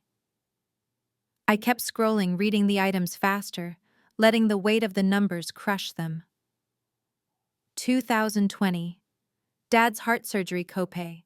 $15,000. Me, 2021. The renovation of the parsonage kitchen because Serena wanted granite countertops. $30,000. Me, 2022. Hunter's failed crypto investment bailout.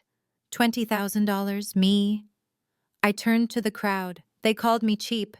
They called me selfish because I drove a used car and wore old clothes. They didn't know I was living below my means so I could save them from their own stupidity. I was the safety net they spat on. I highlighted the total at the bottom of the column. The number was bold and black. $580,000, I read aloud. That is the cash value of the transfers I have made to this family in 10 years. That does not include the gifts. That does not include the dinners. That is cold, hard cash that I poured into a black hole called the Vance family. I walked back to the table where the blue folder and my mother's ridiculous invoice still lay. I picked up the paper my mother had printed out, the one where she charged me for diapers and broken windows, the one totaling $348,000. You wanted to be transactional, Serena, I said, holding the paper up. You wanted to calculate the cost of a relationship. You charged me for being a child. You charged me for milk. Serena was shaking her head, tears finally streaming down her face, but they were tears of fear, not remorse. Gabrielle, please, she whispered. We didn't know. You didn't know I had money, so you treated me like trash, I countered. If you knew I was rich, you would have loved me. And that is why I never told you. Because I wanted to know if you could love me, for me, and you failed that test every single day for 30 years. I took the invoice in both hands. The sound of the paper tearing was the only sound in the room. I ripped it in half, then in quarters. I let the pieces flutter to the floor like confetti. Your bill is rejected, I said, but mine is not. I turned back to the screen. I typed a quick formula into the spreadsheet. You charged me 10% interest, Mom, I asked. That seems fair. Let us apply the same rate to my contributions. Since my money was a loan and not a gift because strangers don't give gifts to kidnappers, you owe me interest. The number on the screen jumped. $580,000 compounded annually at 10% over 10 years. I looked at the final figure. $1.2 million, I announced. I looked at Marcus. I looked at Serena. I looked at Hunter and Destiny. That is what you owe me. $1.2 million. And unlike you, I do not accept payment plans. Marcus stood up, his legs shaking so bad he had to lean on the chair. Gabrielle, honey, we don't have that kind of money, he pleaded. You know we don't. We spent it. It is gone. I know you don't have it. I said, my voice dropping to a whisper that carried more threat than a scream. But you do have assets. I pointed to the door. You have a house. The one I paid for. You have cars. The ones I bailed out. You have a church building that sits on land that is increasing in value. I pulled a document from my purse. It wasn't a check. It was a lien. I prepared this just in case. I said, "This is a lien against all properties associated with the Vance Family Trust. I am freezing everything. The house, the cars, the church accounts." Hunter jumped up. "You can't do that. That is our money." "It is my money," I shouted finally, letting the anger explode. "It was always my money. You were just spending it." I looked at Julian Thorne, my real father, who was watching me with a look of intense pride. He nodded once. I turned back to the people who had stolen me.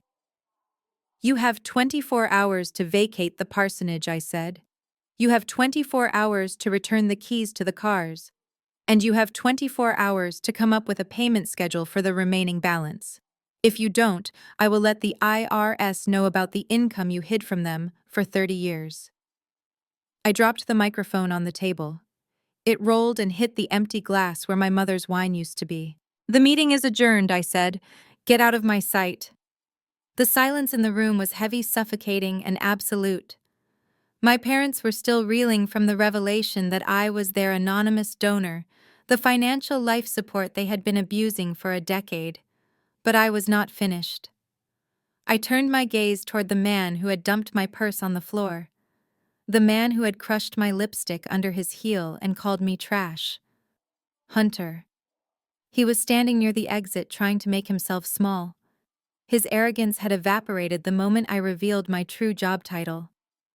He was tugging at his collar, his eyes darting around the room like a trapped animal looking for a way out. He knew what was coming. He knew that if I had the receipts for my parents, I definitely had the receipts for him. I walked toward him. The click of my heels on the marble floor sounded like a countdown. "You called me a peasant, Hunter," I said, my voice projecting clearly without a shout. "You told this room that I belong in the ghetto. You stood there in your three-piece custom suit and judged me." I stopped 10 feet away from him. "You like to play the role of the Wall Street tycoon, don't you? You tell everyone you are a senior broker. You tell everyone you manage high-net-worth portfolios." I turned back to the screen behind me. "Let us check the portfolio." I tapped my phone. The screen changed. It was no longer a spreadsheet. It was a background check from the Financial Industry Regulatory Authority. It was a public record accessible to anyone who knew where to look. But clearly no one in this room, especially not my sister Destiny, had ever looked. The document on the screen had a large red stamp across the top. "Revoked." I read the text aloud for the people in the back. "Hunter Fitzgerald, license number 4920, status, terminated for cause. Date, 3 years ago." I looked at Hunter. He was pale, his skin taking on a sickly greenish hue. "You haven't traded a stock in 3 years, Hunter," I said. "You were fired for churning client accounts to generate commissions. You are not a broker. You are unemployed." A gasp went through the room. Destiny stood up, her hands trembling. "That is not true," she stammered, looking at her husband. "He goes to work every day. He has an office downtown." I looked at my sister with a mixture of pity and disgust. "He goes to a coffee shop, Destiny. He sits there for 8 hours playing online poker on his phone, and then he comes home and tells you he had a hard day at the market." I swiped the screen again. A bank statement appeared.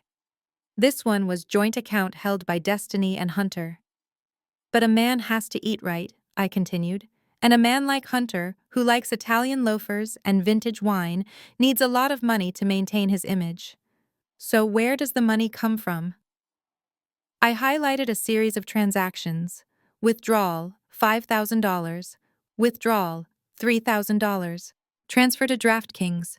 Transfer to offshore betting. I looked at Marcus. "Dad, you mentioned your retirement fund was looking a little light lately. You thought it was the market downturn?" I pointed to the screen. "It wasn't the market. It was your son-in-law." He has access to your accounts because you trusted him to manage your investments. He didn't invest a dime. He liquidated it. Marcus clutched his chest. The betrayal was physical. He had welcomed this white man into our family, treated him like the son he never had, elevated him above me, and all the while, Hunter was bleeding him dry. "Hunter, is this true?" Marcus wheezed. Hunter didn't answer. He couldn't. The numbers were right there, glowing in high definition. "He has a gambling problem," I announced. "A massive one.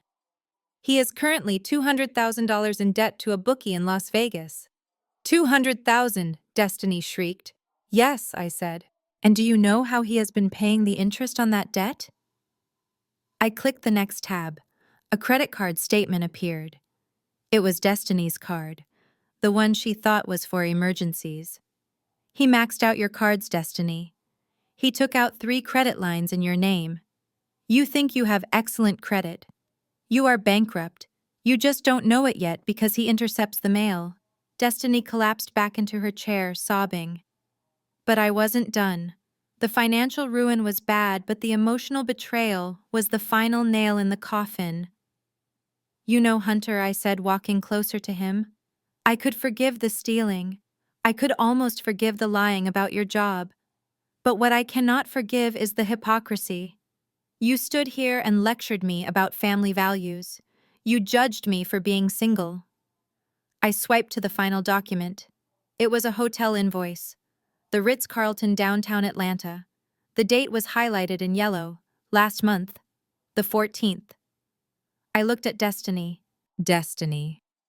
What was the 14th of last month?" I asked softly. She looked up, her mascara running down her face. "It was our anniversary," she whispered. He said he had to go to New York for a client meeting. He sent me flowers." I nodded.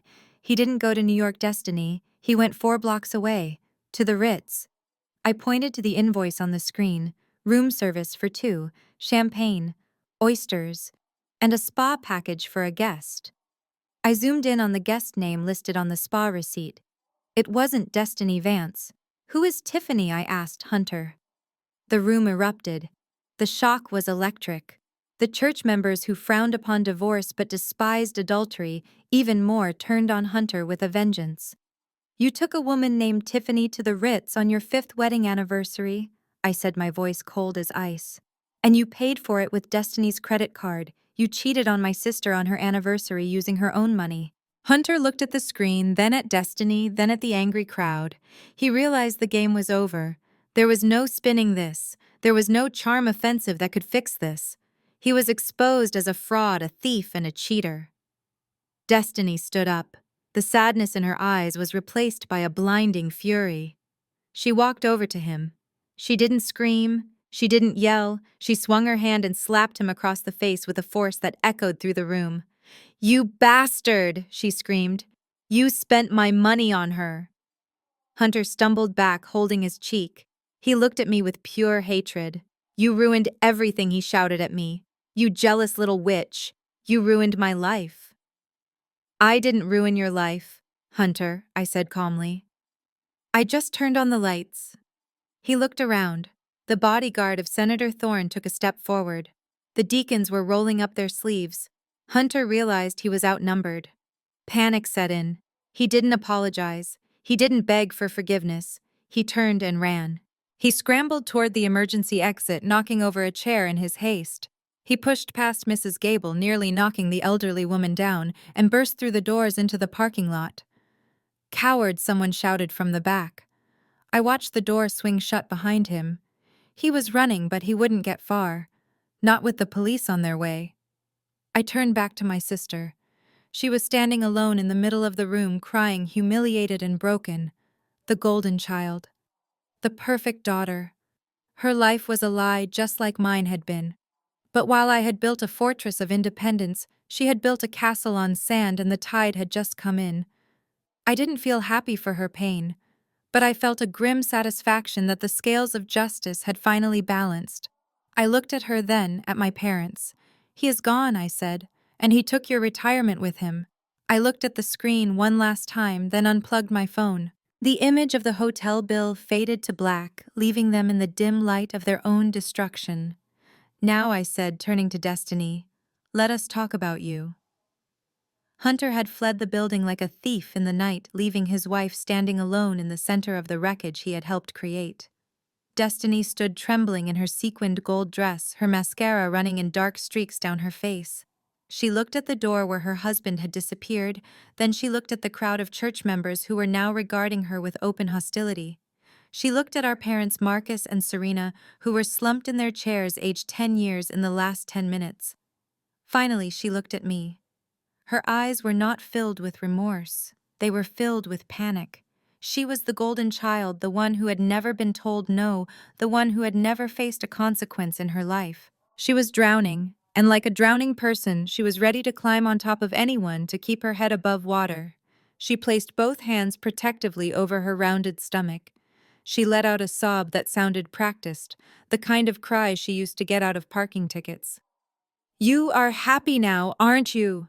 Destiny wailed, her voice shrill and accusatory.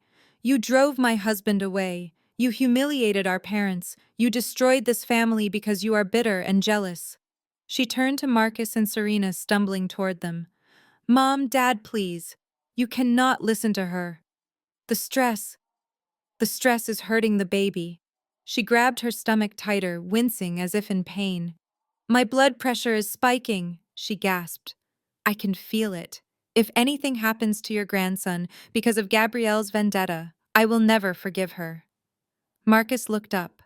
The mention of the baby sparked a flicker of life in his dead eyes. This grandchild was his last hope. It was the legacy of the Vance name. It was the only pure thing left in a night of filth. "Gabrielle." "Stop," Marcus croaked, raising a shaking hand. "Leave your sister alone. She is carrying a child. Have some mercy." I watched them. I watched the way they instinctively rallied around her, even after everything. They were ready to forgive the credit card theft. They were ready to overlook the husband's betrayal. All because she was carrying the heir to the kingdom I had paid for. I walked slowly toward the table. I didn't look angry. I looked tired. I was tired of the lies. I was tired of the manipulation. But mostly I was tired of seeing my parents be played for fools by the very person they worshipped. "There is no stress hurting the baby, Destiny," I said softly. Destiny's head snapped up. "How dare you?" she screamed. "You are not a doctor. You don't know what I am feeling. I am not a doctor." I agreed.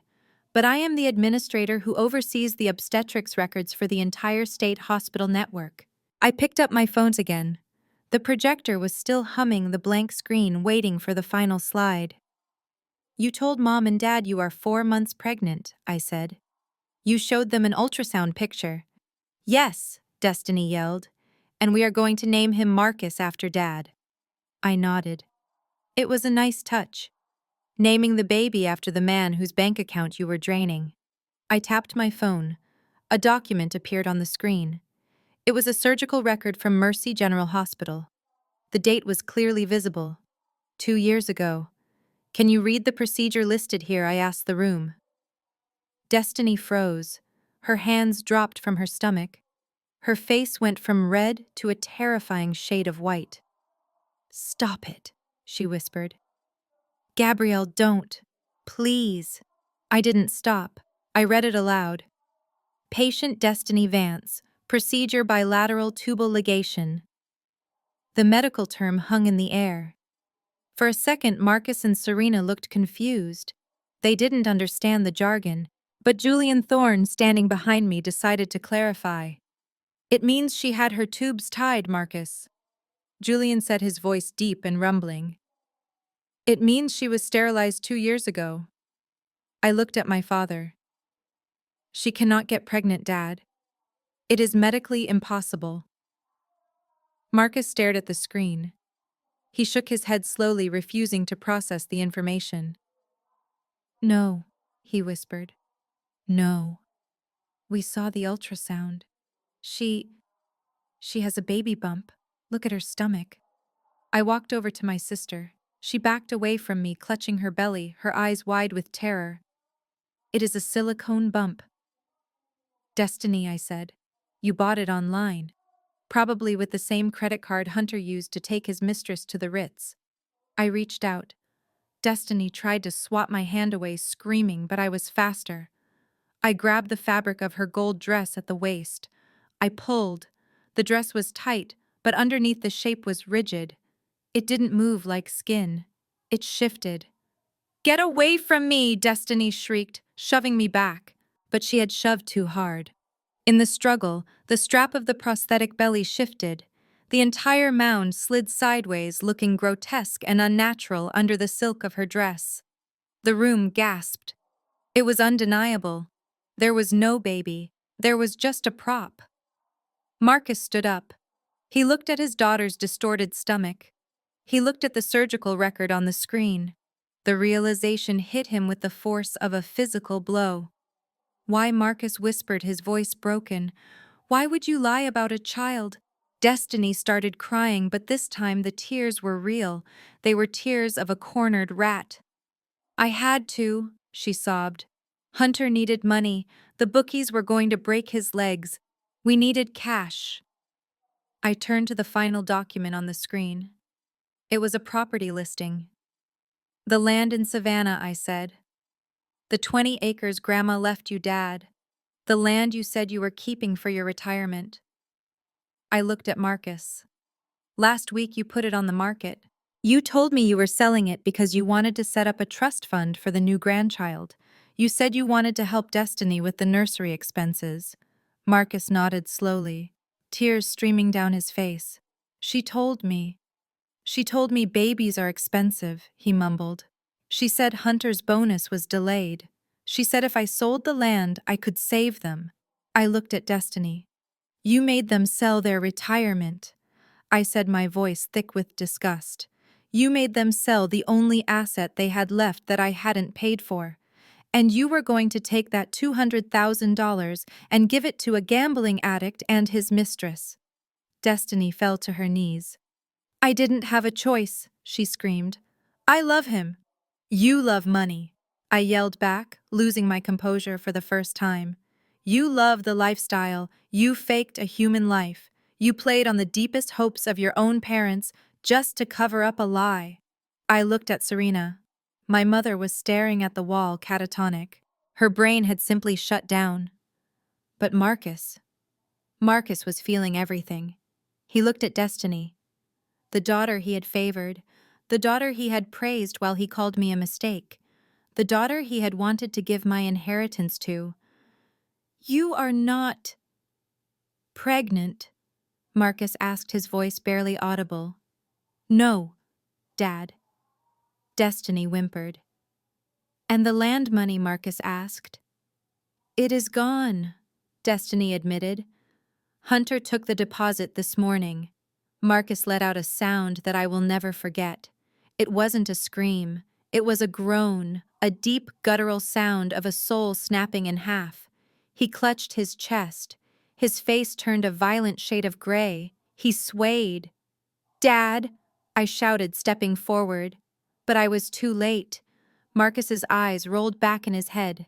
He collapsed. He didn't crumple gracefully like they do in the movies. He hit the marble floor hard, dead weight, overturning the table as he went. The blue folder, the DNA test, and the shattered glass all came crashing down on top of him. Marcus, Serena screamed, snapping out of her trance. The room erupted into chaos. Destiny scrambled backward, crawling away from her father's body like a coward. Julian Thorne was already moving. He was on his knees beside Marcus, instantly checking for a pulse. Call 911, Julian shouted at his bodyguard. I stood there looking down at the man who had tried to ruin me an hour ago. He was gasping for air, clutching his heart, destroyed not by the daughter he stole, but by the daughter he chose. I looked at Destiny, who was huddled in the corner holding her fake stomach. You wanted a tragedy for your little reality show? I asked her. My voice cold. I pointed at our father dying on the floor. Congratulations, Destiny. You finally produced something real. The paramedics had moved Marcus to a chair, loosening his tie and checking his vitals. He was conscious, barely, his face a mask of gray ash and sweat. He was breathing, but the spirit inside him had broken. Serena was kneeling beside him, not out of love, but out of fear. She was clinging to the only raft she had left in the ocean of disaster she had created. Destiny was still sobbing in the corner, clutching her fake silicone stomach, looking like a child who had been caught stealing candy, except she had tried to steal a legacy. They looked pathetic. A few hours ago, they were the royalty of the congregation sitting on their thrones, passing judgment on me. Now they were ruins. But I wasn't done. I looked at Julian Thorne. He gave me a small, grim nod. The police were waiting outside for the official arrest, but before the handcuffs went on, I had one final administrative duty to perform. I had to settle the estate. I walked over to the table where my bags still lay scattered. I picked up my iPad Pro. I wiped a smudge of dust from the screen, unlocked it with Face ID, and connected it to the room's projection system. The screen flickered to life one last time. "You are probably wondering what happens next," I said, my voice cutting through the sound of Destiny's whimpering. "You are probably thinking that you can go home, regroup, hire a lawyer, and fight this." I looked at Serena. "You are probably thinking you can go back to the parsonage, lock the doors, and pray for a miracle." I swiped the screen. A satellite image of the large colonial-style house they lived in appeared. It was a beautiful home. 4 bedrooms, 3 baths, a manicured lawn, and a heated pool. It was the house where I had been made to sleep in the smallest room. It was the house where I had scrubbed the floors on my hands and knees while Destiny watched TV. "It is a nice house," I observed, looking at the image. "Market value is currently $1.5 million. Serena looked up, a flicker of defiance returning to her eyes. "It is our house," she rasped. "We have lived there for 20 years. You cannot touch it. It is homestead protected." I laughed. It was a soft, dangerous sound. "Homestead protection only applies if you own the home, Serena." I tapped the iPad. A deed appeared on the screen. "Do you remember 10 years ago?" I asked. "Do you remember when the IRS was threatening to seize the house because Marcus hadn't paid taxes in 5 years? Do you remember crying at the kitchen table, begging God for a savior?" Marcus looked up, his eyes glassy. "I saved you," I reminded him. "I stepped in. I told you I had a friend, a private investor who would buy the house, pay off the tax lien, and let you live there, rent-free, as long as you paid the utilities." I zoomed in on the owner's name listed on the deed. Vance Holdings, LLC. "You told everyone that Vance Holdings was a shell company owned by the church," I said. "But it isn't." I tapped a button, opening the corporate registration documents for Vance Holdings, LLC, sole member, manager, Gabrielle Vance. The silence that followed was deafening. "I own the house," I said, spelling it out clearly. "I bought it, I paid the taxes, I paid the insurance. You are not owners, you are tenants, and you are tenants without a lease." I opened my email app on the iPad. I had a document already drafted. It was titled Notice to Vacate. In the state of Georgia, a tenant at will can be evicted immediately if there is proof of criminal activity or substantial damage to the property, I explained, sounding like the corporate executive I was. "And considering you used my property to run a fraudulent charity and launder money for your son-in-law's gambling addiction, I would say that qualifies as criminal activity." I picked up the Apple Pencil. I signed my name at the bottom of the screen with a flourish. "Sent," I said as I hit the button. A moment later, the phones in the pockets of Marcus and Serena chimed simultaneously. It wasn't a text message. It was an automated alert from the smart home security system. "I just updated the security protocols for the house," I said casually. Serena scrambled for her phone. She stared at the screen in horror. "What did you do?" she screamed. "I changed the codes," I said. "And I engaged the deadlock protocol." I pointed to the live feed from the security cameras at their house, which was now streaming on the big screen behind me. The garage doors were closing. The heavy oak front door clicked audibly as the electronic deadbolt slid into place. The shutters on the windows rolled down. "Your clothes are in there," I listed. "Your jewelry, your cash stash in the safe behind the painting, Destiny's collection of designer shoes. It is all locked inside. You can't do this, Destiny wailed. My medication is in there. Your prenatal vitamins for the fake baby, I asked. You can buy more at the drugstore. Oh, wait. You can't. I swiped to the next tab on my iPad. This was the banking portal. Because I also filed that lien I told you about, I said, ping, ping, ping. More notifications hit their phones. This time it was the banking app. I watched as Marcus pulled his phone from his pocket with shaking hands. He stared at the notification. Alert. Account frozen. Suspicious activity reported.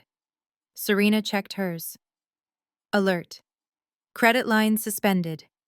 I hold the primary mortgage on the church building too, I revealed. And since I am the largest creditor and I have evidence that the funds were being misused, the bank granted me an emergency freeze on all associated assets. I looked at them. Your checking accounts, your savings, the church discretionary fund, Destiny's allowance account. It is all frozen. You cannot buy a pack of gum right now. Serena stood up, stumbling toward me. You are leaving us with nothing, she cried.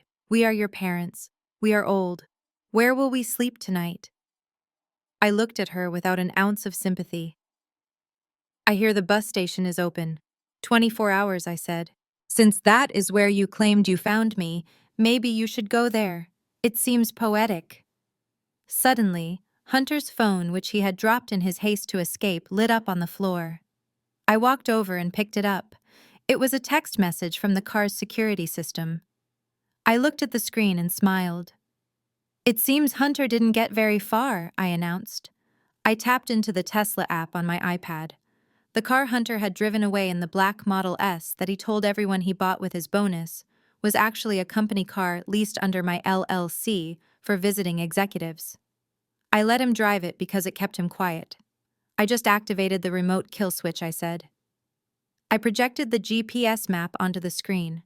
The dot representing the car had stopped in the middle of the intersection of 10th and Piedmont. The car is dead, I said.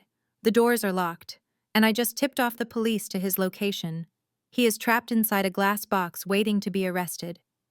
I turned off the iPad. The screen went black, leaving the room in dim, ambient light. The party was over. The food was uneaten. The decorations were mocking us, and the family of the year was destroyed. I walked back to my father. He looked small. He looked frail. He looked like a man who had sold his soul and got paid in counterfeit bills. You have a debt of $1.2 million. I summarized, ticking off the points on my fingers. You have zero equity in the house. You have zero cash in the bank. You have zero cars. And you have zero daughters. I leaned in close so only he could hear the final verdict. You charged me for a childhood I never asked for, so I am charging you for a retirement you will never have.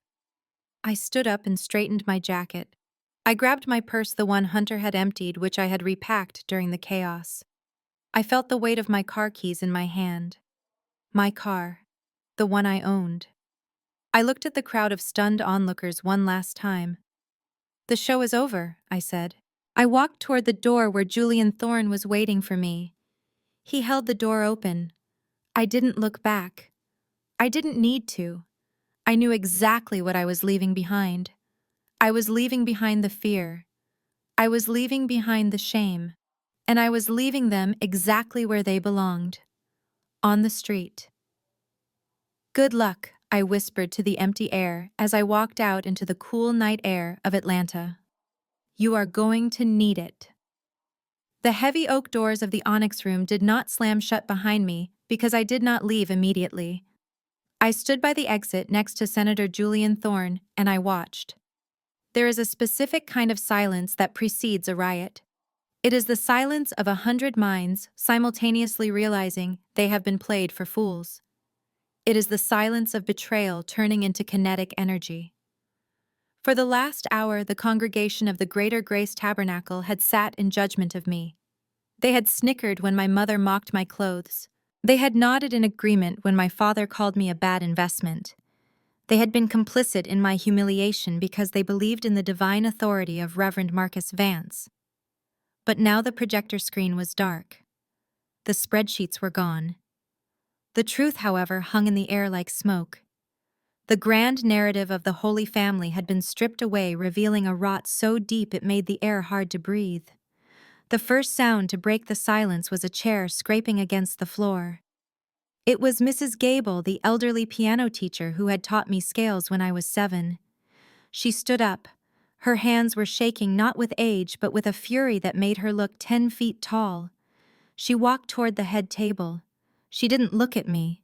She looked at Marcus, who was still gasping for air on the floor, and Serena, who was clutching his hand in a parody of devotion. "You told me the roof fund was empty," Mrs. Gable said. Her voice was quiet, trembling with a lifetime of trust that had just been shattered.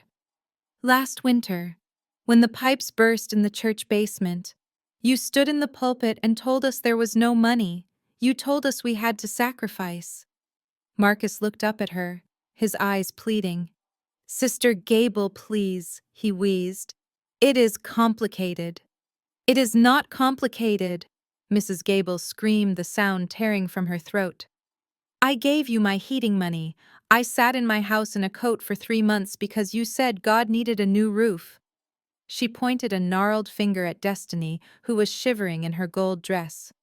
"But you didn't buy a roof. You bought her a BMW." That was the spark. The powder keg exploded. Deacon Jones stood up next.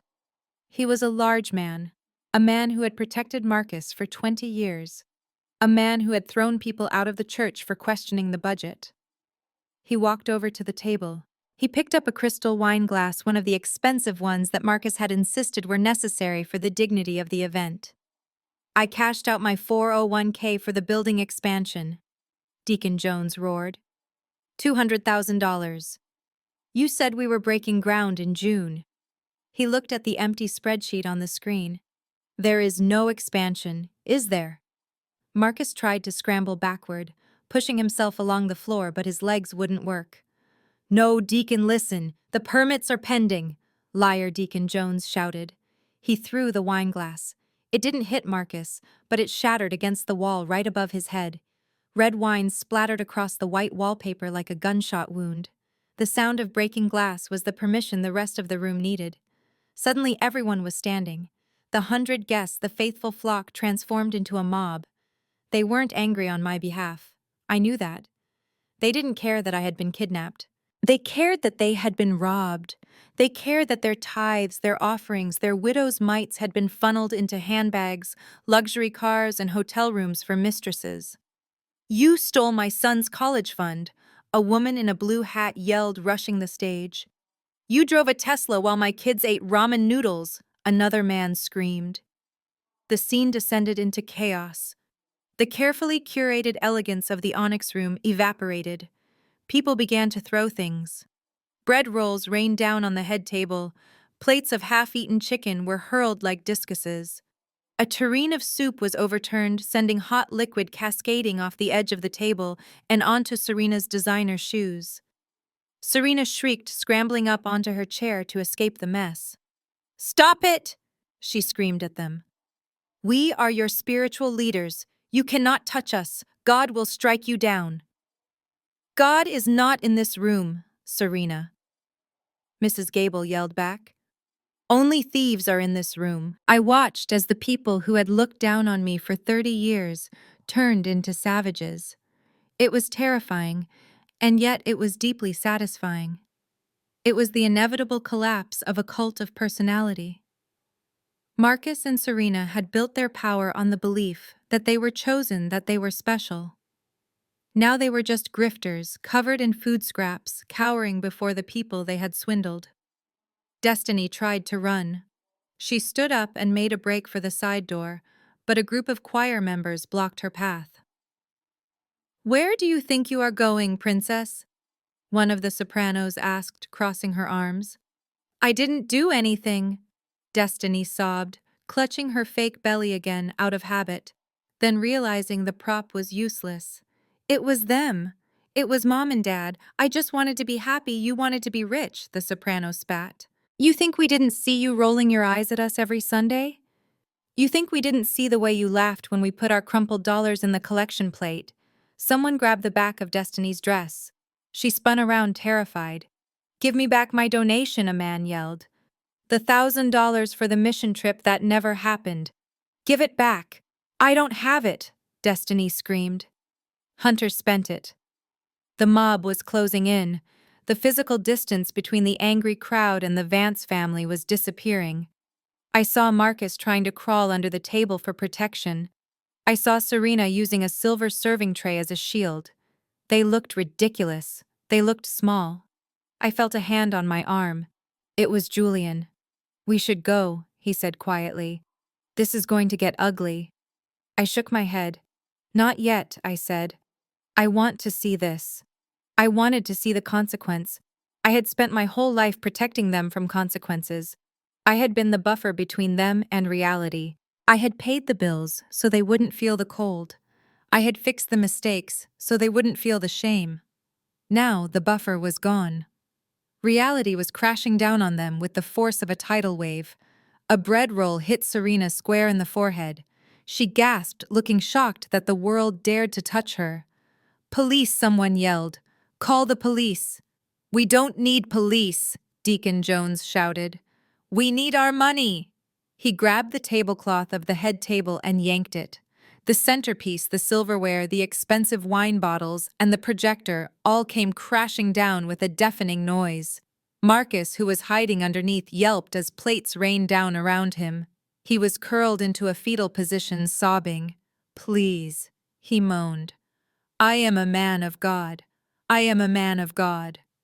You are a man of greed, the crowd chanted back. It was a frenzy. The anger was feeding on itself, growing hotter and more dangerous. I saw a man pick up a heavy chair. He looked like he was ready to swing it. That was when the sound cut through the noise. It started faint, a distant wail, but it grew louder within seconds. Whoop, whoop, sirens. Not just one. Many.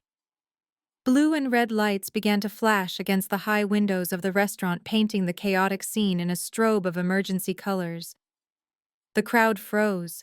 The man with the chair lowered it. The heavy double doors at the main entrance burst open.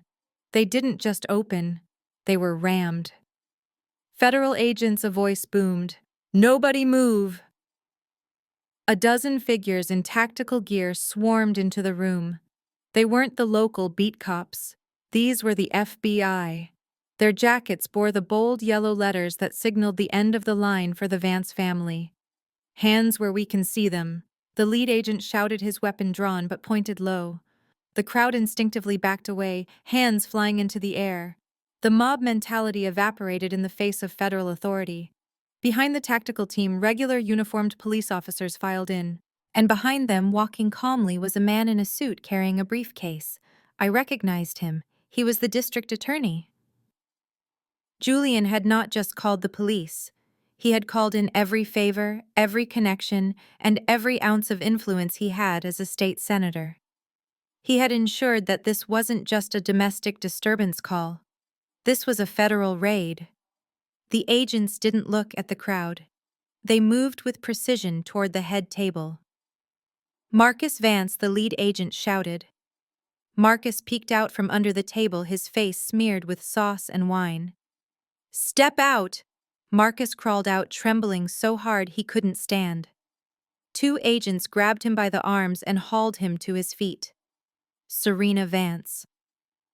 Serena stood up, trying to wipe the food from her dress, trying to regain some shred of dignity. I am the first lady of this church, she stammered. This is a mistake. You are under arrest, the agent said, spinning her around. For what? Serena shrieked as the cold steel of the handcuffs clicked onto her wrists. For kidnapping, wire fraud, embezzlement, and tax evasion. The agent listed the charges calmly. Destiny tried to blend into the crowd, but an officer spotted her. Destiny Vance Fitzgerald. No, she whispered.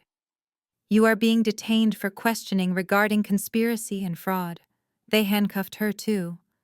I watched as the three of them were lined up, the father, the mother, and the golden child. They looked at me. For a second across the room our eyes met. Marcus looked at me with regret. Serena looked at me with hate. Destiny looked at me with envy. I looked at them with nothing. The agents began to march them toward the door. The crowd parted like the Red Sea, watching in silence as their fallen idols were dragged away. As they passed me, Marcus stopped. He dug his heels in for a second. "Gabby," he pleaded, his voice cracking. "Who will bail us out?" I looked at him. I looked at the man who had stolen me, used me, and discarded me. "Call the anonymous donor," I said. "Oh, wait. She is busy." The agents pushed him forward. The doors swung open, and the flashing lights swallowed them whole. The chaos of the angry mob was instantly silenced by the heavy rhythmic thud of tactical boots hitting the marble floor. The FBI agents did not scream. They did not need to. They moved with a terrifying surgical precision that commanded absolute submission. The local police held the perimeter, keeping the stunned crowd back, while the federal agents advanced on the head table like a black tide. Senator Julian Thorne stepped forward. He reached into his briefcase and pulled out a stack of documents that were thick enough to be a novel. He didn't hand them to Marcus. He handed them to the special agent in charge. "Execute the warrants," Julian said, his voice cutting through the hum of the air conditioning. "Every single one of them." The lead agent nodded. He turned to Marcus, who was trembling so violently that the silverware on the table rattled. The agent didn't offer a polite greeting. He didn't ask for cooperation. He reached for his belt and unclipped a pair of heavy steel handcuffs. Marcus Vance, the agent, announced, his voice booming. "You are under arrest pursuant to a federal indictment." "For what?" Marcus squeaked, his voice cracking. "I am a pastor. You cannot arrest a man of God in his own church." The agent grabbed Marcus's wrist and twisted it behind his back. The click of the handcuffs locking into place was sharp and final. "You are charged with 1 count of federal kidnapping resulting in crossing state lines." The agent read, his tone flat and clinical. 30 counts of Social Security fraud, 12 counts of money laundering through a tax-exempt religious organization, and 1 count of aggravated child abuse. The words hung in the air. Kidnapping, abuse. The congregation gasped. The image of the holy reverend was shattered, replaced by a common criminal in a stained suit. Serena screamed. It wasn't a scream of sorrow for her husband. It was a scream of self-preservation. As an agent approached her, she scrambled backward, knocking over a chair. "It was him!" Serena shrieked, pointing a shaking finger at Marcus. "It was his idea. He told me to take the baby. He said we needed the money. I just wanted to be a mother. I am a victim too." The agent didn't pause. He grabbed her arms. "Serena Vance, you are under arrest for conspiracy to commit kidnapping, wire fraud, and tax evasion." "No!" Serena wailed as the cuffs bit into her wrists.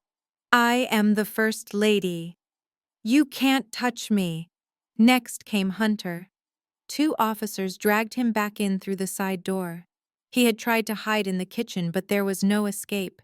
He was crying, tears streaming down his face, ruining his expensive silk tie. "I am a businessman," Hunter yelled. "I have rights." "You have the right to remain silent," the officer said, slamming him against the wall to frisk him. "You are charged with securities fraud, embezzlement, and grand larceny." Finally, the room went quiet. The 3 architects of my misery were lined up, bound in steel. The agents began to march them toward the exit, but there was one person left standing. Destiny. My sister stood alone in the center of the room, clutching her fake silicone belly. She looked at the agents, waiting for them to come for her. She held out her wrists, expecting the same fate. She wanted to be a victim. She wanted the drama. But the agents walked right past her. "Wait!" Destiny cried out, her voice trembling. "What about me? Where are you taking them?" The lead agent stopped. He looked at Destiny with a mixture of pity and indifference.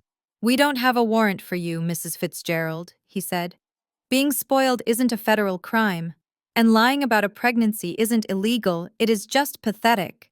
He signaled to his team. You are free to go, the agent said, but you can't go home. The house is a crime scene. It is being seized as evidence. He turned and walked away, dragging my screaming parents out into the night.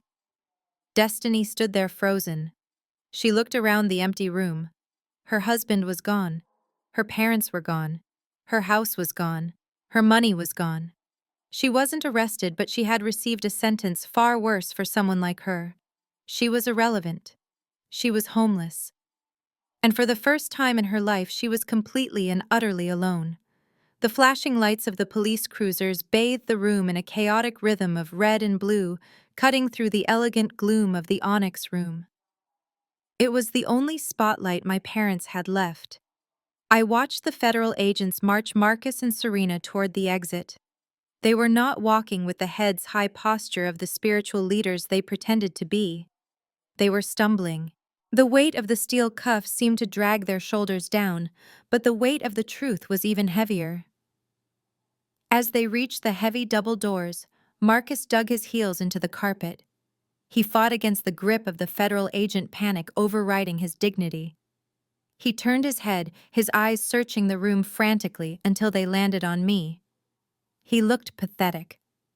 The sweat on his forehead mixed with the red wine stains on his collar, making him look like a clown whose makeup was running. "Gabby!" he screamed. His voice was raw, cracking with desperation. "Gabby, honey, please. You can stop this. You know people. You have money now. Do not let them take your father." Serena was sobbing quietly next to him, a broken, wheezing sound that offered no comfort, but Marcus kept pleading. "I am sorry," he wailed. "I will make it right.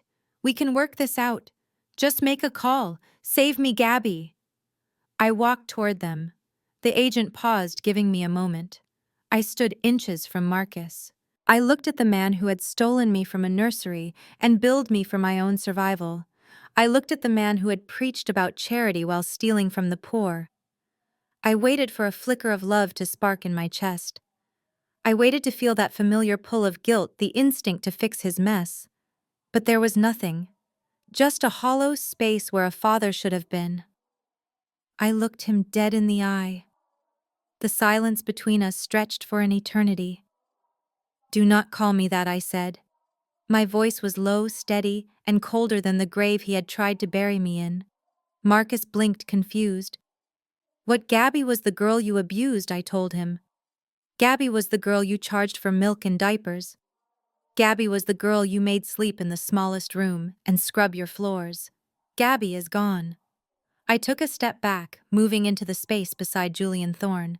I felt the warmth of my biological father standing guard beside me. "My name is Camille Thorne," I said, enunciating every syllable. "And I do not know you. I do not associate with criminals." Marcus opened his mouth to beg again to try one last manipulation, but I didn't give him the chance. I turned my back on him. It was a simple movement, a rotation of my heels on the marble floor, but it felt like I was moving mountains. I walked away. "Take them away," I heard Julian say to the agents. I didn't look back. I heard the agents push them through the doors. I heard Marcus shouting my name one last time, his voice fading into the night air. And then I heard the sound that I will remember for the rest of my life. Thud. Click. The heavy door of the police cruiser slammed shut. That sound was the sweetest music I had ever heard. It was the period at the end of a 30-year sentence. The air in the room suddenly felt lighter. The suffocation I had lived with since I was a child evaporated. The nightmare was over. They were gone. And for the first time in my life, standing in the wreckage of my 30th birthday, I was exactly where I was supposed to be. Free. The sun over Atlanta feels different when you are standing in your own light. It has been exactly 365 days since the doors of the police cruiser slammed shut on my past. Today the air is crisp and the sky is a brilliant, unblemished blue. I am standing on a podium in front of a newly renovated building in downtown. A large silk ribbon stretches across the entrance. The sign above the door reads, The Camille Thorne Center for Missing and Exploited Children. I look out at the crowd. There are no judgmental church members here. There are no fake friends. There are city officials, supportive colleagues from the logistics industry, and families who are looking for hope. And standing right next to me, holding the giant ceremonial scissors, is Julian Thorne, my father. He looks at me, and for the first time in my life, I do not see calculation in a parent's eyes. I see pride. Pure, unadulterated pride. He is not proud of me because I paid a bill. He is proud of me because I survived. I take the microphone. My hand does not shake. 1 year ago, I was handed an invoice for my existence, I tell the crowd.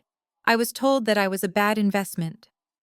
I was told that because I did not share blood with the people who raised me, I was nothing more than a debt to be collected. I pause, letting the wind carry my words. But today, I stand here as proof that family is not defined by DNA, and it is certainly not defined by a transaction. Family is the safety net that catches you when you fall, not the trap that pushes you down. The crowd applauds. I smile. It is a real smile, one that reaches my eyes. After the ceremony, as the guests mingle and drink sparkling cider, Julian pulls me aside. I got a letter today, he says quietly. From the federal penitentiary. I nod. I know who it is from. Marcus wants to know if you will visit, Julian says. He says he has found God again. He says prison has humbled him. I look at the beautiful center we just opened. I look at my life, which is now filled with peace travel and people who actually respect me. Tell him I am busy, I say. And I am. The update on the Vance family is a matter of public record now.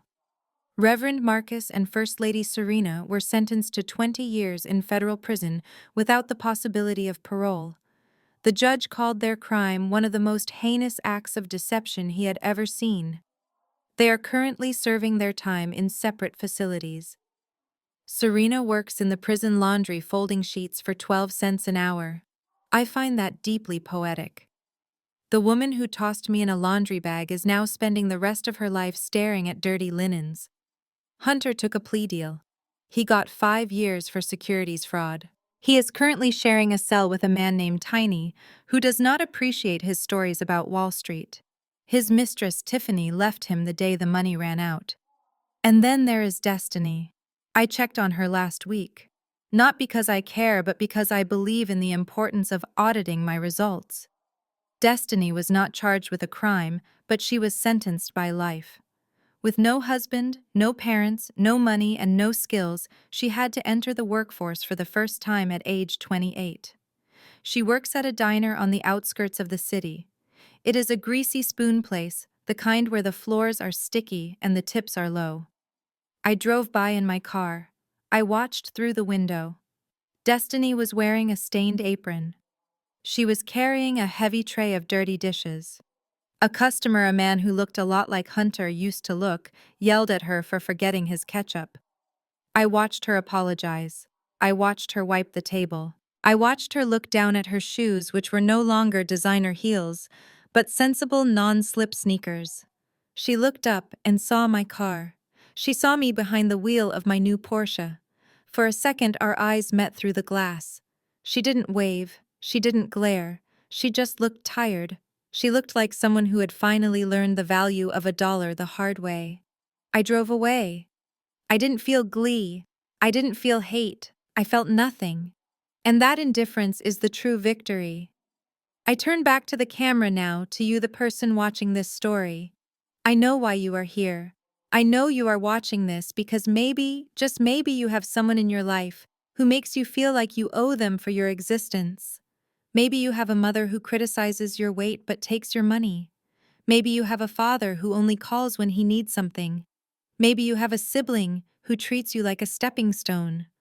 I want you to listen to me closely. You do not owe your abusers a seat at your table just because they gave you life or because they fed you. A toxic relationship is like a tumor. It feeds on you. It drains you. And if you let it stay because you are afraid of the surgery, it will kill you. Cutting them off is not cruel. It is life-saving. I am Camille Thorne. I was stolen. I was used. I was billed, but I paid my debts and I closed the account. And now I am the CEO of my own life. If you are waiting for permission to walk away, this is it. Pack your bags, change your locks, and do not look back. Because the only thing behind you is the invoice. But ahead of you is freedom. This story serves as a powerful reminder that sharing DNA does not grant a license for abuse. Gabrielle's journey illustrates that true power lies in self-respect and financial independence. For years, she allowed her generosity to be weaponized against her, but she ultimately learned that we teach people how to treat us. The narrative demonstrates that setting boundaries is essential for survival. When kindness is met with constant cruelty and exploitation, the healthiest choice is often to sever ties completely. Being alone is far better than being surrounded by people who only value you for what you provide. Hit the like button if you agree that peace is more important than toxic loyalty, and subscribe for more stories about reclaiming your power. Share this video with someone who needs to know that it is never too late to rewrite their ending. Thank you for watching.